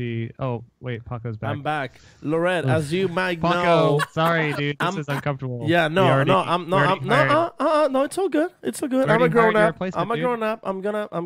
I'm gonna respond. Okay. Oh boy. Here we Lorette, just so you know, go. Okay. like while these two are rambling and talking and saying mean things to each other, I'm making sure this show is still running on wheels. Brian is doing his part, but I'm checking everything else. I Yeah, Paco's over sometimes there pushing all the buttons and sometimes I'm watching my hentai. I don't doubt what you do. Like, you were very busy during the show, and I didn't mean for that to come off as aggressive as it came off. yeah, it was very aggressive, Lorette. Sorry. No, that was perfect. What's the next question? I I have a great We have a ton of question them. right here from TR Dixo. Can you be less married? Okay, thanks. Bye. Paco, was it for a friend? Paco. Asking for a friend? No, asking for a friend. I know. How much less married? Like how much less married is okay? I don't know if there's such a thing.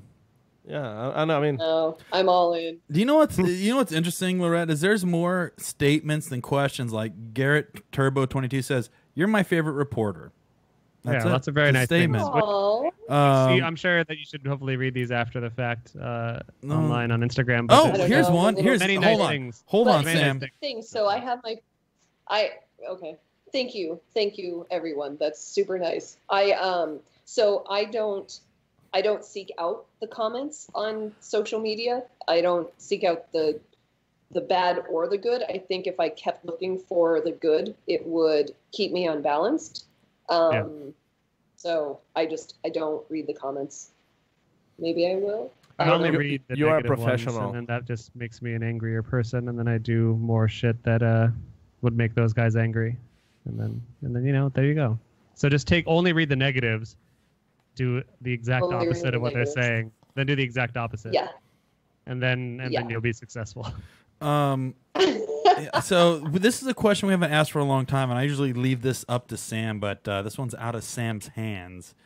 This is 88 Trans Am. Okay. No one has asked this in a while, but what gives you the right? Very good, 88. What gives me the right?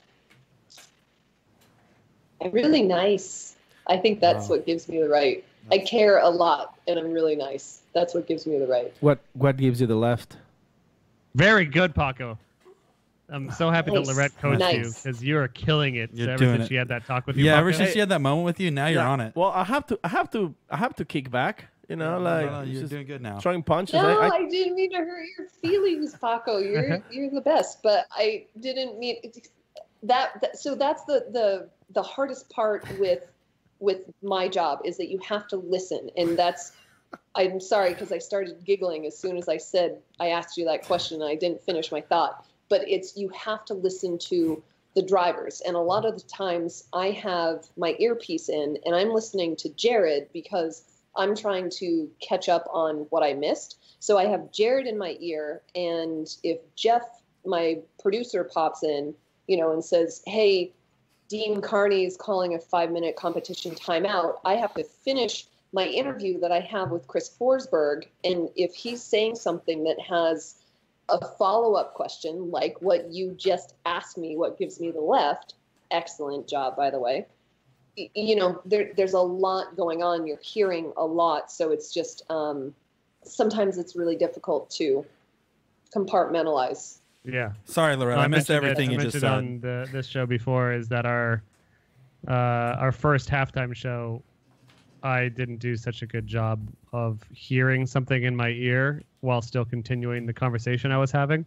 because we're finishing up before a halftime break for the halftime show, and I was saying like, yeah, it's really incredible that we've had all these drivers, and then all of a sudden in my ear, Jeff says, 30 seconds till commercial, 30 seconds till commercial, and I hear that in my ear, and I immediately stop what I'm saying. I'm like, all right, going to commercial, because I just heard. All I heard was commercial, Right. and I'm like doing my best to use both halves of my brain or front and back of my brain or whatever to like keep my train of thought while listening in one ear. And then I was so concerned with the other 20 layers of doing our first show that all I heard was commercial. And then I just dropped what I was saying and said, let's go to commercial. And it was, in hindsight, kind of embarrassing, but we do those things. I do those things. What you gonna do?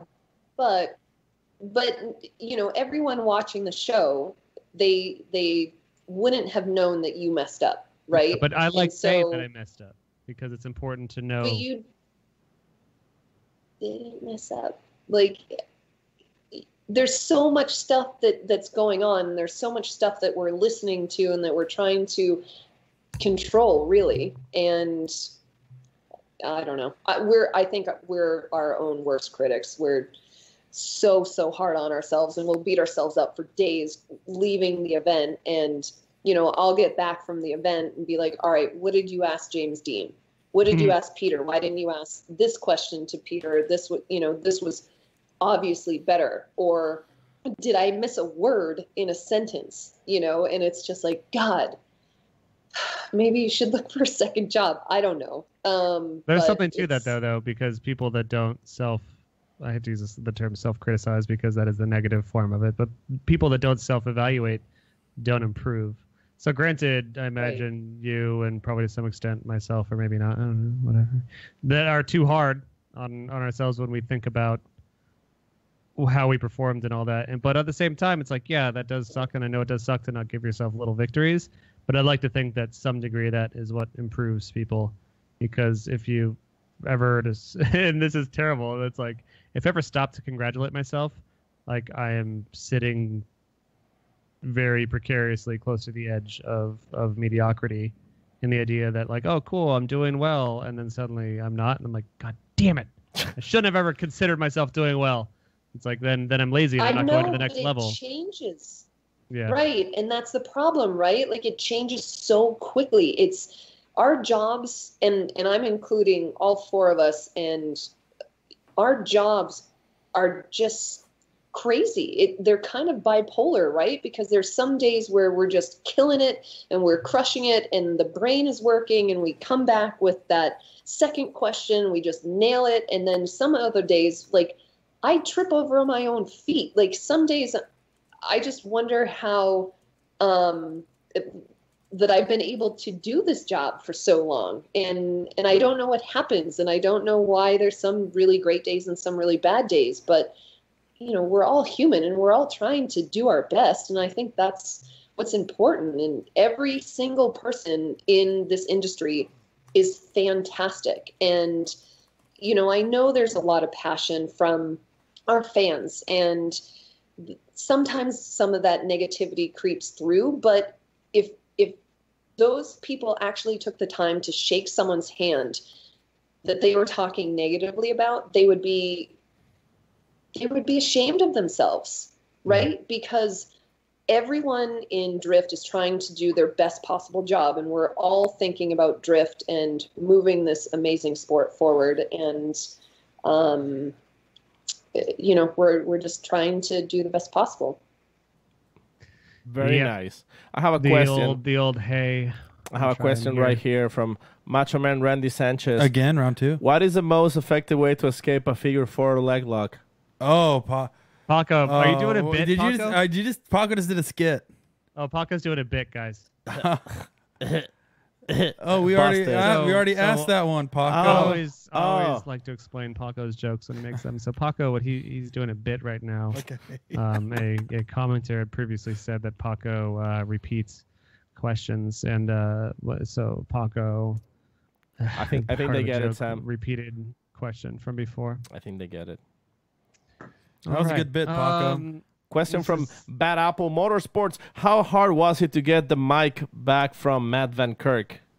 It's our local buddy from Arizona, Bad Apple Motorsports. Do you have to pull back? You had to get it? Oh. No, he let go. I thought he wasn't supposed. I'm waiting for his.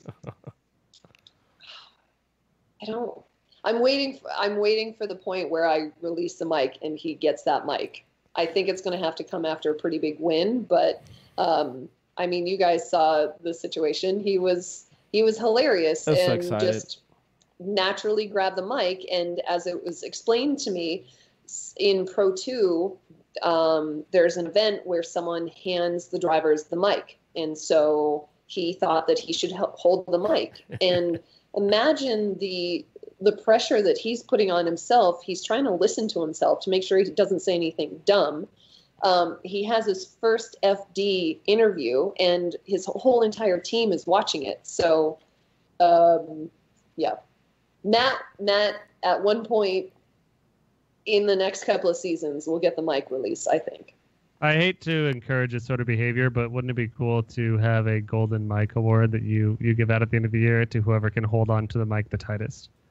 And you just spray paint just a regular old Sennheiser mic gold and award it at the end trophy ceremony. But that would just encourage such bad behavior. I'm not sure we should do that. Maybe it's just the best interview award, and then people will be striving to be the best at giving Jeff Jones quality interviews. Maybe. I don't know. I like it though. This competition, Sam, you're talking about, does it have to be specifically holding the mic with a hand? Well, I don't think we should encourage that because then people are just going to grab the mic out of Lorette's hand all the time. So I don't know if that's a good trail to go down. But I like the idea of giving like the golden mic trophy at the end of the year for whoever has the best or the most notable or the craziest. Yeah, I support that. So, by the way, real quick, Frank Mirabelli, who's he's up there in Seattle. He's saying that on their pro-ams at Evergreen, their announcer actually gives them the mic. So maybe they're just used to that. Well, that's a dangerous game to play because what if they don't talk into it? I think that's what it was. Yeah, It's a gamble. You gotta keep those audio levels consistent, and if you just hand it to them, they're gonna, like Corey, for example, he's just gonna put it in his belly button because that's where he thinks voices come from. No, I put it in my belly button so I can lean down and talk to myself. Mm-hmm. it's like the song. What song? What song? You know, What song? the one about you've got to know when to hold them. Keep singing. Know when to fold them. I don't know. Keep going. Gotta know when to put them in your belly button. You know when to walk away. Yep. Keep going. And know Stuff it in your when button. to run. Keep going. Yep. Stuff it in your How's the button, rest and of then you got a little muffin. You talking to the microphone. How's the rest of the song go? Yeah, That's pretty much it. There's more. the end. Paco? I think there's like This is my 2.5 best more minutes. impersonation of good old Kenny Rogers. Mr. Rogers, neighborhood? The Kenny Rogers. Kenny Rogers roaster. Yeah. Kenny Loggins? I only know Kenny Loggins. No, this is Kenny Rogers. You got to know when to hold them. Hey, I got a question for Sam. Hey, Sam, what was? I got a question for Sam, real quick. Hey, what was your first job again? My first Fluffer. paid job was underage at a place called Times Square Deli. I wasn't even old No, enough to after work that. yet, No, what was the other job you had that you talked about? on the first job after that was show? Boston Market. No, that was after Target. So Target was first, then Boston Market. Nice. I figured out why you worked at Boston Market. Oh, what is that? Because you're a big fat chicken. Sick burn, Corey. You idiot. Lorette, what was your first job? Hold on, Paco. I worked at. Paco, Lorette, just I hold don't. on for a I'm second. trying. Paco, Lorette, just Okay. quiet for a second. Yep. Hey, Corey, What, Sam? can I talk to you for a second over here? Yeah, I'm right here, buddy. All right, Lorette, Paco, earmuffs real quick. Yeah, no, we're not listening. Say it, Sam. Be a man for once. How fucking dare you bring up my chicken job? You know how hard it was to rotisserie all those delicious golden brown chickens to perfection every day? Corey, do you know what that was like for me? No, Sam, I don't have no idea, man. Yeah, it's not easy. You got to take a whole fucking baby chicken, skin its feathers off with your goddamn hands, While they're still put it on a alive. rod while it's still alive. You spin it around a rotisserie. All right, that's not easy. That's not fun. Hey, Sam. Now, Paco, earmuffs still. You shouldn't I'm have sorry. heard any of this. I just had a And question. if you ever bring up my chicken job again or what I went through, I'll end you. I'll fucking Sorry, end you. Sam. I take it back. I didn't mean it. All right. Sorry, Apologies. Lorette, you still there? Can we listen now? Yeah, All you right, guys come Paco, back. Lorette, you're back. God, that was a Hey, moment. Sam. Yeah, what's Can up? you tell us a chicken joke? Yeah. Oh, does sure. Lorette know the chicken joke? Nah, I don't know if I should. Yeah, just say it. Lorette, have you You heard? told me. I know the joke. Okay, Like, I you guys know. filled me in on the pigeon joke and on the Yeah, flashlight yeah. joke. Oh, Wow, the what's Flashlight flashlight. joke. What's a Flashlight? flashlight joke, Lorette? I forgot. No, you didn't. What is it? No. Yeah. Nope. All Nope. right. Yeah, I don't even know what the Nope. flashlight joke is. I have a pigeon joke, but I told it even to Federico this week because I was making a quick video of Federico at RS this week. So Which is a great video, by the way. It's the first good video I've ever made. Jesus. but I appreciate it. I knew just for a small aspect of that video, I wanted to get a shot of Fede laughing, and I just went to my guns and I told my pigeon joke. How do you handle it? He handled it well. He got the reaction. You can see the reaction in the video. That was a real deal. He laughed well. You know, I don't want to say the joke because I want people to ask me in person. Yeah. Because I feel like it's better in person. So I Yeah. want you to ask me if you ever see me at an event, whether it be St. Louis, not Texas because I won't be there, or Wait, Rodeo. what? Are you, Oh, Sam will be in Texas. Lorette's taking my job. Oh, Lorette, would you please? Can Do you want me to help? Yeah. So if I'm going to be covering you in St. Louis, cover Sam in Texas. Sam, you okay with that? Even if he says no, we're going to just let you in anyways. Yep. I mean, Okay. it's gonna be an intense training set. Like you gotta know a lot to do what I do. Yeah, Sam's Right. the smart Yeah, chicken. I know. Step 1, 100 push-ups right now. Drop down and give me 100 right now. All right, you don't have to. She's- No, don't do it. All right, we'll rain check that. It's really easy. All you have to do is do what you do, but a lot less professional and a lot shittier. So you just talk a bunch of like terrible stuff. You get a bunch of facts wrong. You say stats wrong. Yep. You have opinions that are probably not correct. Yep. It's just general. Just take everything you do, decrease the quality 1,000-fold, and then you can do my job. No, Sam, that's not true. I don't think anyone can fill your shoes. I'll do my best. Well, that's because my shoes are size 50. Because I fill them up There with you go. Band-Aids to keep my feet cold. Texas is a hot Doesn't place. even make any sense. Well, I can't even believe you're missing Texas. yeah, the Yeah. best That means event. you're missing the shoey. Yeah. Sick. Our shoey was Irwindale. That's what we're saving it for, if you remember that. So I do shoeys every night. And yeah, we do Irwindale shoeys. Yeah, we don't do Texas shoeys. Yeah. You But I do it will. out of that globe behind Yeah, that's my whiskey globe. If you see you? behind Is it. it? What's in there? Whiskey. It's a whiskey Do you get glove. whiskey in there? Yeah, of course I got whiskey in there. It's a whiskey glove. Okay. And then there's the Braveheart sword behind that, in case anyone was wondering. It's Speaking of which, autographed. can you bust out that sword real quick? Because we should have that in the studio, Sam. That's my Braveheart sword. Can you can't please have it. grab it real quick and show the world right now? Yes. All right, 1 second. So Sam is rolling back in his Stephen Hawking's chair. Oh, He's about to make sure they're not yeah. talking shit. Okay, so Sam's grabbing a Yeah, sword. he was concerned. I So don't when blame him. Sam did Driver on Driver with James Dean, The machine. Sam dressed up as Braveheart. We actually called him Brave Shart. He ended up bringing a sword with him, and Because he got the ethnicities. And There's then the he old James Dean signature. look at that. That's a pretty sweet piece. We should have actually have him in the Nice. studio. Yeah, it belongs And here. that Braveheart sword. We'll trade you. What are we going to trade him? Paco Spring football. I think the glass bearings. We got a Dirk Stratton Chevrolet koozie. The glass bearings? I don't know. No, we got Nice. Dean Kearney's bearings from Seattle.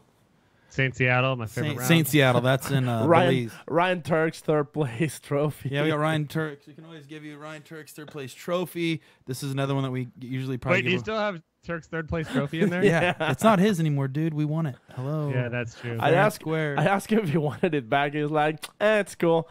So this week, I'm actually giving this award to Paco. Congrats on everything this year, Paco. Thank you. Thank Yep. you. And then next week, we'll hand it off to somebody else. For third place. You know, there's a bunch of like fiberglass. carbon shrapnel in there. I don't recommend drinking out of that. Yeah. Nice job, Pox. Congratulations. What are we going to give Laurette? We got a bunch of neat stuff in here. Oh, we're gonna get some prosecco. A bunch of garbage from our place. No, Laurette, we know Laurette likes eating healthy. So, we got her organic pasta rings. From HEB. How sweet. Aw. I'm going to save these bad boys for you. Okay. Perfect. All right. Thank you. Do you have more questions for It's Laurette? getting late. No, we have- Laurette has to go do to we have- bed. Do you have any bonus questions for Lorette before we? Hold on. Idea. Yeah, All right. yeah, I want to put yeah, big yeah. balls on the Oh spot. my I want to God, put big you balls were on the serious. spot. Laurette, You're stop. hilarious. Stop. Laurette, chill out. This is big Sorry. balls. Usually, Big Balls has one All good right. banger in him every single night. And he got a haircut, so he looks really sharp right now. But Big Balls, we need you to throw a zinger at Laurette right now. Anything you can think of. This On is for three, Laurette, the Laurette two, Nicoll from Facebook live stream. Big Balls, one. get her Go. and pull her up on the stream so we can see her on the stream too. Okay. Oh, you ready, Laurette? Look at she's so excited. The gears are turning. The gears are turning. All right, Big Balls, Yeah. drop it on her. Let's see. I don't know. A lot of good questions have been asked. Actually, it's kind of hard to. But the top best one is still there. Fire up. Dump them out, Big Balls. Light her up. Okay. Dump them out, buddy. Jesus. I Honestly, the first thing that comes to mind is just that out of all the cars you see in the field today, what's not in the field that you wish a company would actually start bringing more support to in Formula Drift? Big Ball just laid his dick out. Fire. Big Ball just laid it out. Reggae horn. No, that's a great question. I do wish BMW would be more involved. I feel like Chelsea tried to get them involved, and they just weren't really going for it. I really love Paco's idea of KTM Crossbow. I think that would be really fun. But yeah, excellent question. I don't know. It's so difficult, right? Because you have someone like Dean who's running the Viper, and you have someone like Taylor Hull who's trying to get the Cadillac, and you have these chassis that are unproven, and they're kind of still working on them at the events. Yeah, Brian, dang it.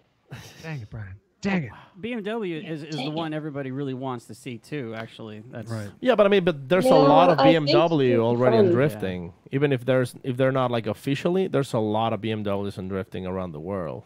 Yeah, but I don't know. Well, like Loretta There was saying, is, makes but good BMW, points. I feel like they don't really recognize it. Like they don't offer a lot of support. Right.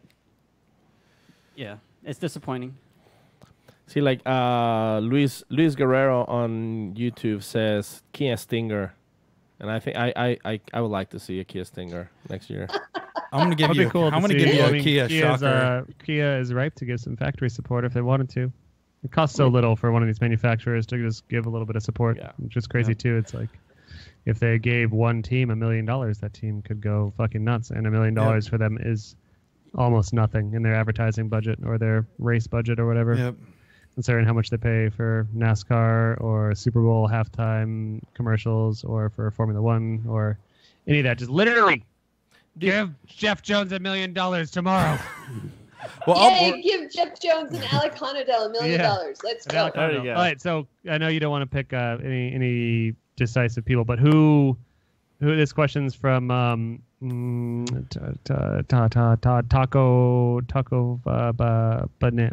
Banana XX 421. Yeah, I don't know. It's his name. yes. I can't help it. And he says, That what guy. driver with a lot of tough luck who's seen some hard times, who do you want to see get thrown a bone? Who do you want to see get a good round in that hasn't done well?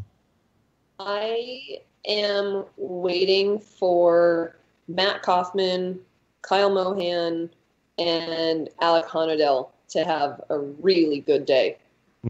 That's where I'm at. And Taylor, I like Taylor Hull a lot, and Kevin Lawrence.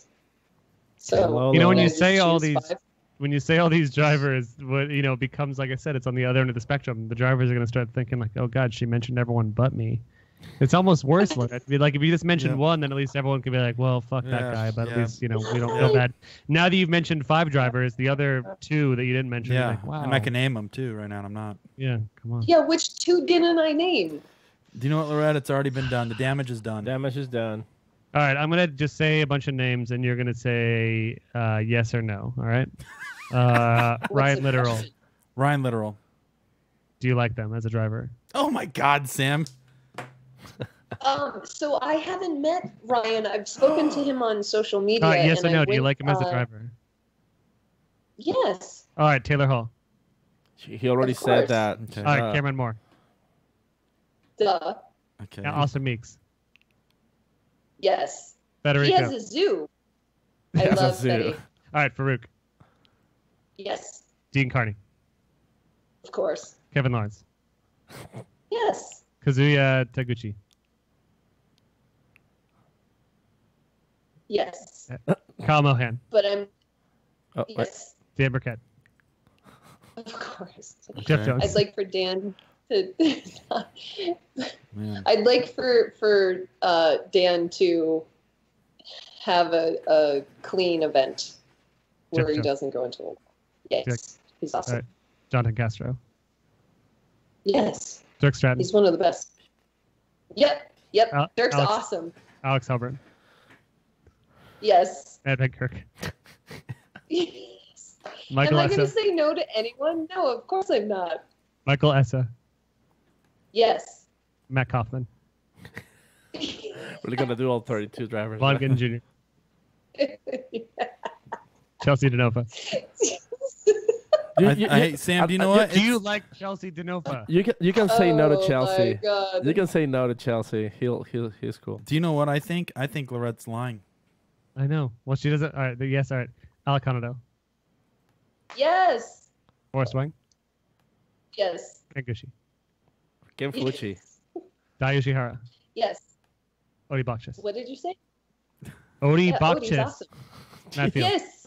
Chris Oh, Hotspur. yes. Ryan Turk. Yes. Justin Pollard. Yes. Matt Chris Field. Absolutely. Chris Forsberg. Peter Vicek. Yep. Freda Cosmo. Yay. James Dean. Federico Alright. also? James I Dean. haven't met Fede. Yes. Okay. Wait, what? Oh my We just had to get to the Peter. bottom of Peter. that. We just had to She get to the bottom likes of that. every driver. That's weird. All right, well, that's I like unbiased. That's perfect. Everyone. There's not one driver that I've had a negative interaction with.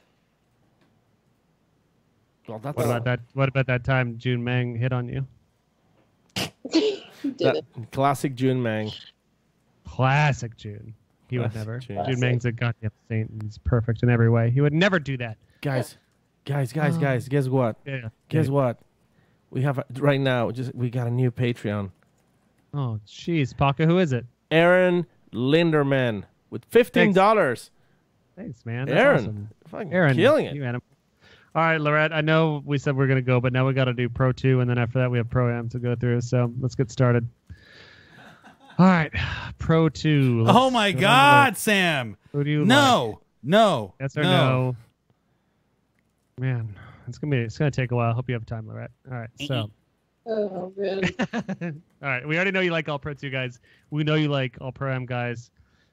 But also, that's only because always people have been nice to you and shown respect, and you better fucking believe that if one of these guys says something mean, We got your back. Just cups. Sam's got my back. I That's mean, me. there's been a couple of experiences where, I've been in the heat of the moment and I've had to go chase down a driver or two, and they didn't want to talk to me, and I got yelled at. But that's your job. Yeah, it is. I had to go talk to him, and blood runs hot, and there's a lot of emotions, and talked to the drivers afterwards, and just explained why I went after them, during that moment, and are they okay? Sorry, I had to do it. It's part of my job. The fans care. But yeah. if anything, I want to see more of that real shit. Like, I know that they probably don't want to show a driver saying, like, get out of my face. Not that anyone ever has, because everyone seems to be pretty polite. But, like, I want to see that real business when the driver says, like, no, I don't want to talk. Like, I want to see that on mic. I want to see those emotions of a driver getting upset. Yeah. But I know the driver like doesn't want that, but still. I really protect the drivers, though, because I don't want anyone to get a bad impression of any of the guys. Like, if I'm running after someone and they've just lost a battle and maybe taken themselves out of the championship hunt, if they're telling me I don't want to talk, I don't want to show that. Right. That's a different form of respect, I think. Yeah. Yeah. I don't want to upset any of the drivers. I respect all of them, and they've learned that I have their back. So I don't want to break that trust. How do we get some people to fight on camera? Ooh. I don't know. Are you and Corey going to fight? Well, I mean, yeah, but that's not going to be a fight. It's going to be a fucking bloodbath. Corey. Oh, no. No, don't fight. Everyone here knows I've been practicing karate in my spare time. It's all I talk about. It's all I show on my grams every day. These 25 grams doing my chopping, my kicks. You saw me practicing in Seattle during the halftime pre-halftime warm up. So I mean, we know what I have bringing to the table. And Corey, honestly, you gotta work out a lot. You gotta do a lot of karate. There you go. MMA, A lot of karate. CrossFit. Can you show me a move, Sam? Ooh. You ready for this? All right, watch the camera real closely. Yeah. All right, guys. Yep. For you guys listening, Sam's doing Boom. chops, and Wow. you didn't even Did you see see that? it. You didn't even see that? Nope. Didn't even Yeah. see it. So Camera's not even so fast fast. enough. I didn't even see. Yep. Real- So Hey, what do you What about do? like a high kick? Can you show me that? Last time Sam did a high kick. Don't he hurt bo- yourself. Can you do this? nice thighs, Sam. Sam looks pale white. He has chicken legs, Boston chicken. That's a chicken legs. perfect poster on his feet. so anyways, It shows your ballet background. now you know what I'm working with. Those Don't are be pointed. sorry, Lorette, you had to see that, but Now it's a nice thyroid, Okay, Sam. I asked. All right, are you All guys right. ready to Anything set it else? off into the Anything wild? else before No, we let Lorette finish another bottle of wine? Nope. Actually, probably we should go before she finishes another What's your bottle bottle of at? wine. What's your status there? Can you Oh, see she's that? still got a glass left. That's good. That's a good way to start Monday. Oh, you poor guys. I think so. Look at Paco's I'm drink. about Of to course, say Paco has Yeah. the same amount of Yeah, Yeah, sledgehammer. red. that logo. Paco's got the hammer in his hands. It's a sledgehammer. There's a sledgehammer. He's nice like Oh, hey! Before you guys let me go, can I say one thing? We have an event coming up on August 2nd. That's really, really important to a lot of the Nitro Circus family and community. So, Sam, it's near you. We're going to Sea Legs on August 2nd. I thought you already saw some and- legs. Yeah, some Sam legs, not sea legs. Hey. So we're going to Sea Legs, which is on the beach. You can Google the location, and we're doing a charity fundraiser for Eric Roner's family. And Eric Roner was one of the members of Nitro Circus. He passed away a couple of years ago in a skydiving accident, and he left his wife and his two very young children behind. And he is so beloved, and so is his family. So we're doing the first Live Like Roner Foundation event, and it goes all day. We start at 12 to 5, and Travis Pastrana is going to be there. We're going to do a ball drop from a helicopter. We're bringing snow to the beach, and we're going to do a ski and snowboard jam. And then we have Flashback Heart Attack, which is an 80s band. They're playing. We have comedians. Matt Eisman and myself are co-hosting this event. And if you guys want to come out, it's free to the public from 12 to 5. And then if you want to see the concert, if you make a donation and buy a ticket at livelikeroner.com, I would love to see you guys out there. That's awesome. That's awesome. I will have a shoot, unfortunately, but I suggest everyone get over there. What day and where is that again? So it's on August 2nd, so that's a Thursday, and it's right before That is this Thursday. biggest. Yeah, it's this Thursday, so it's just in a couple of days, and it's what's the surf event? Not the World. Gosh darn it! Like the biggest surf event is coming to California that weekend. The and Boogie so- Board Nationals. The U.S. Open. The Boogie Board Nationals, yeah. And so Thursday, August 2nd, we're doing the Live Like Roner Foundation. And so Awesome. if you're on Facebook, if you're on Instagram, look up Live Like Roner. There's all the details on there. It's on my Instagram as well.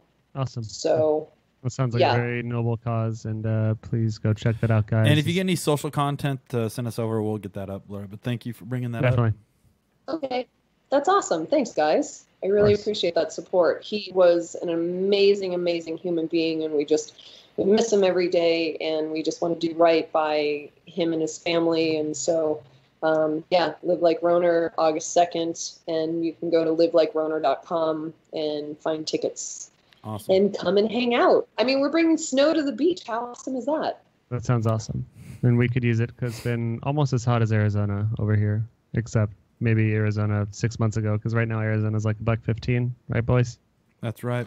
He was 122 a couple of days ago. No way. Paco, our official gynecologist, says it's 122 degrees outside. Back to you, Back to Jared. you, Sam. That's what that does. Anything else? We have all of the questions answered. No That's question it. left Hopefully- unturned. hopefully next Lorette, time- anything else you want to plug? You can find Lorette on Instagram Yep. at Lolo Nick Dog. No. DAWG. DAWG. Don't forget that. No, it's just your name, Laurette Nicoll. You're on Instagram. You are on. Is that it? Facebook. On Facebook. She, you're on she Facebook. goes live on Twitch every night. She's playing Goes live on PUBG. Twitch. She's a PUBG. No, fan. I don't have a Twitch. No, but I try to go live behind the pits when I'm at the event, so that people can kind of see what else is going on. We try really hard to get everything on the broadcast, but sometimes it doesn't work. So if I have the opportunity, I will grab my phone, go live, show everyone what's happening behind the scenes. Yeah. Awesome. Yeah, you guys, thank you so much for having me on. I really appreciate you guys, and sorry I'm missing St. Louis, but I'm going to miss you in Texas, Sam. But boys, we're going to go two-stepping. Go two-stepping. God, I'm going to miss that. I was going to ride the Yeah. bull and beat everyone, too. That's such a bummer. Well, you thank you so much for your time. I think we only covered like half of what I wanted to ask. There's still so many more things we need to know. Yeah. So I'm sure we'll be talking again very soon. And we will see you shortly. And yeah, that's it. Perfect. So hopefully, Okay, friends. hopefully next time we'll have you live on studio. Yeah, yeah. You can actually drink properly. Yeah. Yeah, sure. Either way. Sweet. All right, Laurette. You have a good night. Thanks for your time. All right, dears. See you soon. Night, Yeah. Lorette. Good night. Bye. Bye-bye.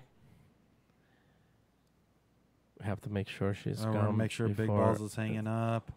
Okay, Yeah, Big she's Balls gone. is going through Skype. Is she gone? She's gone. Wow. No, okay, we get. I've been tucking my belly for the Paco's got entirety of the vapors. show. He's been sucking up all of his. He's just sucking. Now you just Hold let it this. out. Yeah. All right. I just heard You you can finally undo your corset. Yeah. I was like, I was like trying to get best impression. Yeah, every time I saw you look I at get the very- camera, you were kind of like I get very nervous when Lorette's around. you were kind of giving a very Lorette, it's Non-obvious good to see you. wing. Ah, Yeah.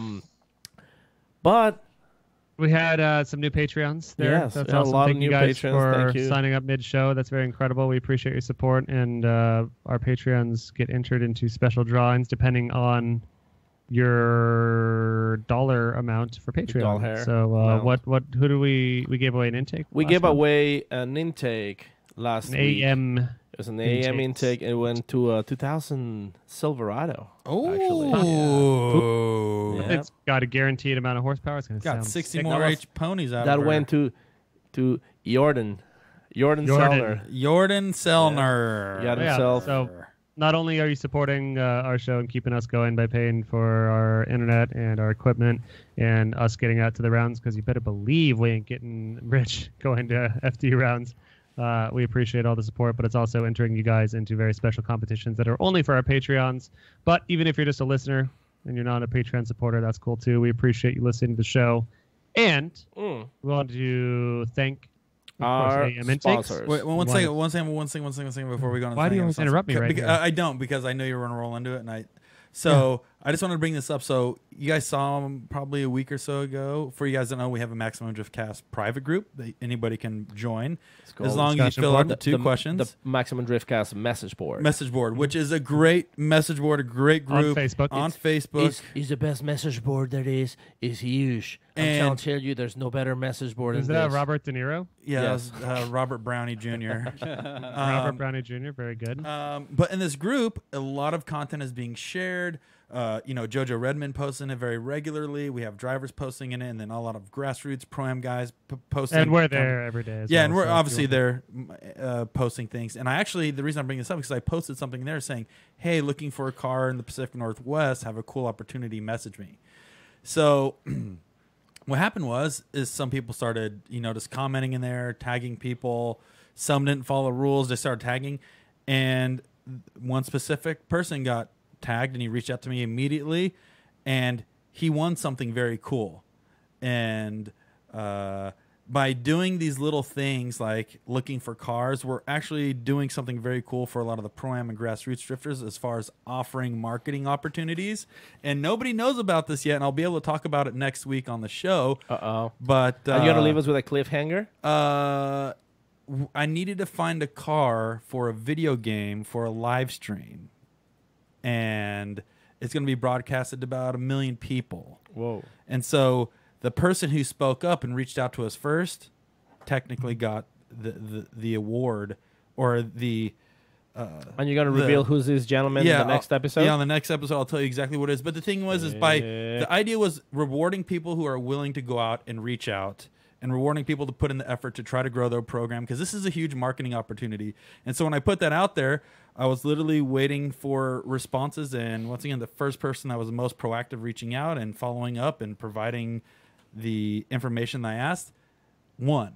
And so there's compensation also involved with this. He's going to get some financial aids. And he's getting his car presented on a massive live stream. Can't wait to hear more about it next week. But that's the thing. Corey, you keep on speaking in hints. We have no idea what you're talking about. I know. Sam and Paco don't even know this. But it was something that I was working on with my network of people to offer more opportunities for the grassroots guys and pro guys. It's not always about the pros. Corey's once got again, people. And it's a really, really cool opportunity, and we'll probably post something about it on Wednesday. No, next Monday we'll post about it. We'll probably talk about it next Monday and announce what it is. And we'll probably have him on the show. Do the big reveal pretty soon. Yeah, but it's cool. And the idea is we need you guys to speak up, speak out, be proactive if you're looking for sponsors or if you're looking to grow. The squeaky wheel gets the grease. And so when we put things out there, if anybody puts things out there, don't be afraid to reach out because the opportunity will present itself. So louder you squeak, more grease you're going to get. We're going to cover you. Corey's going to cover you in all of his grease if you get loud. Just start squeaking. Corey's going to grease you up. Yep. So anyways, that was it. So just I want to get that out there. We're looking out for everybody, and we're trying to offer opportunities to everybody that's willing to get to strive and work for it. Sick. So, also going back to our sponsors, Motegi. Motegi Racing is one of our sponsors. But the thing I want to bring up, Sam, is if you notice right here on Motegi's Instagram, there's the picture of a wheel. This is a Motegi racing wheel. This is the MR137. I guess somebody painted this wheel to look like Patrick from the SpongeBob. SpongeBob, yeah. And it went over so well that they're actually having a contest to paint and design the wheel any way you want. And if you submit a picture of your drawing of the wheel, you'll win a massive Motegi swag pack, which is a bunch of merchandise, clothing, hats, merch. There's a lot of stuff involved with that swag pack. Massive swag pack. Wait, for us? Submit it to us? They're going to actually hashtag MyMotegis. Yeah. So hashtag MyMotegis. Is it just for Maximum Driftcast people, or is it for every people? This is for everybody. It's open to everybody. This is a special Motegi racing promo. Can I just put a photo of your face on the wheel? You can do it. Yeah, absolutely. You can do whatever you want to. So the best design or the most unique design, you win something special. PG-13, rated R, NC-17. Totally up to you. There's no limit, Sam. The internet. You can do anything you want. And then obviously, we've got to thank Nexen Tire and Farah Club. Nexen Tire and Farah, they keep us on the track and they keep us in the stands. They keep us at the announcer tower. We got to thank Nexen Tire and Farah Club. Look them on Instagram. If you want to go fast sideways, you got to get them on your car to go drifting or road racing. Right, Sam? That's correct, Corey. And then lastly, back to the wheel competition. Okay, cool. You've heard of a couple pictures on the internet, Corey. I'm sure you've heard of them. I'm just going to throw out some names. Okay. Lemon Party. Heard of it. Love it on a wheel. Tub Girl. Love it on a wheel. Goatsy. Let's see it on a wheel. All right. We've got a lot of work to do. Meat spin. Ooh. Yep, that'd be a good That'd wheel. be the best one. I'd make it to 600 spins. Pause it at every spoke. Yep. And then you can just watch it the whole time. Obviously, last one we have to thank is AM Intakes. You guys bring new air into our lives. Corey. And you make us suck. And you make us suck less. That's my slogan, you piece of garbage. They can use it. You're a trash bag, Sam. A trash bag with a bunch of trash in it. A heavy one. Corey, you want to get into this right now? Once again at the end of the show? That's fine. I'll do it. Yeah, okay, we're going to leave this on a cliffhanger. Sam. All right, Corey, here's the deal. I hope that as you drive home, you have a crisis and you come to the conclusion that, you know what? Maybe I need to go back to Paco's house. Maybe Paco's lonely tonight. Maybe you need to crawl into bed with Paco. I hope you crawl into bed. You're like, Paco, everything that we've done in our lives has led up to this moment. And I've finally realized, Paco, that I love you. You're my number one. I want to take this to the next level. I want you to be my own. I love you. I love you so much. I always have. You're beautiful. My beautiful baby boy. And I hope Paco shoots you down. And I hope he says, you know what, Corey? You're not worth it because you're a garbage person with a little baby dingus. Oh man, that's tough. Do you know what I did realize though, Sam? You did say go back to Paco's house, but I was never at Paco's house because if you're a big part of the show, you know the studio's not at Paco's house. Oh yeah, that's right. Get your act straight, okay? That's number one. Number two is, are your headphones even hooked to anything? Because it sounds like you don't even hear me half the time because you're just talking to mumbles. Okay. Yeah, I hear you. That's number two. No, you don't, because you mumble when you talk. We already talked about this. You have a mouthful of marbles. I'm right here. What else, Sam? Marble card. Do you know, I'm going to ride that wave on your haircut with my little boogie board right to your booty town. Listen up. All right, guys. You both need to go to bed. I'm going to elbow drop you like Macho Man. I'm going to elbow drop you like Macho Man when he's alive. This is going to get violent, so. My name's Michael Card. I'm Batman. All right, guys. Anyways, we'll let you go. Thank you, new Patreons. Thank you, everybody. We'll see you next week. We're going to get ready to head to St. Louis. But until then, we will see you then.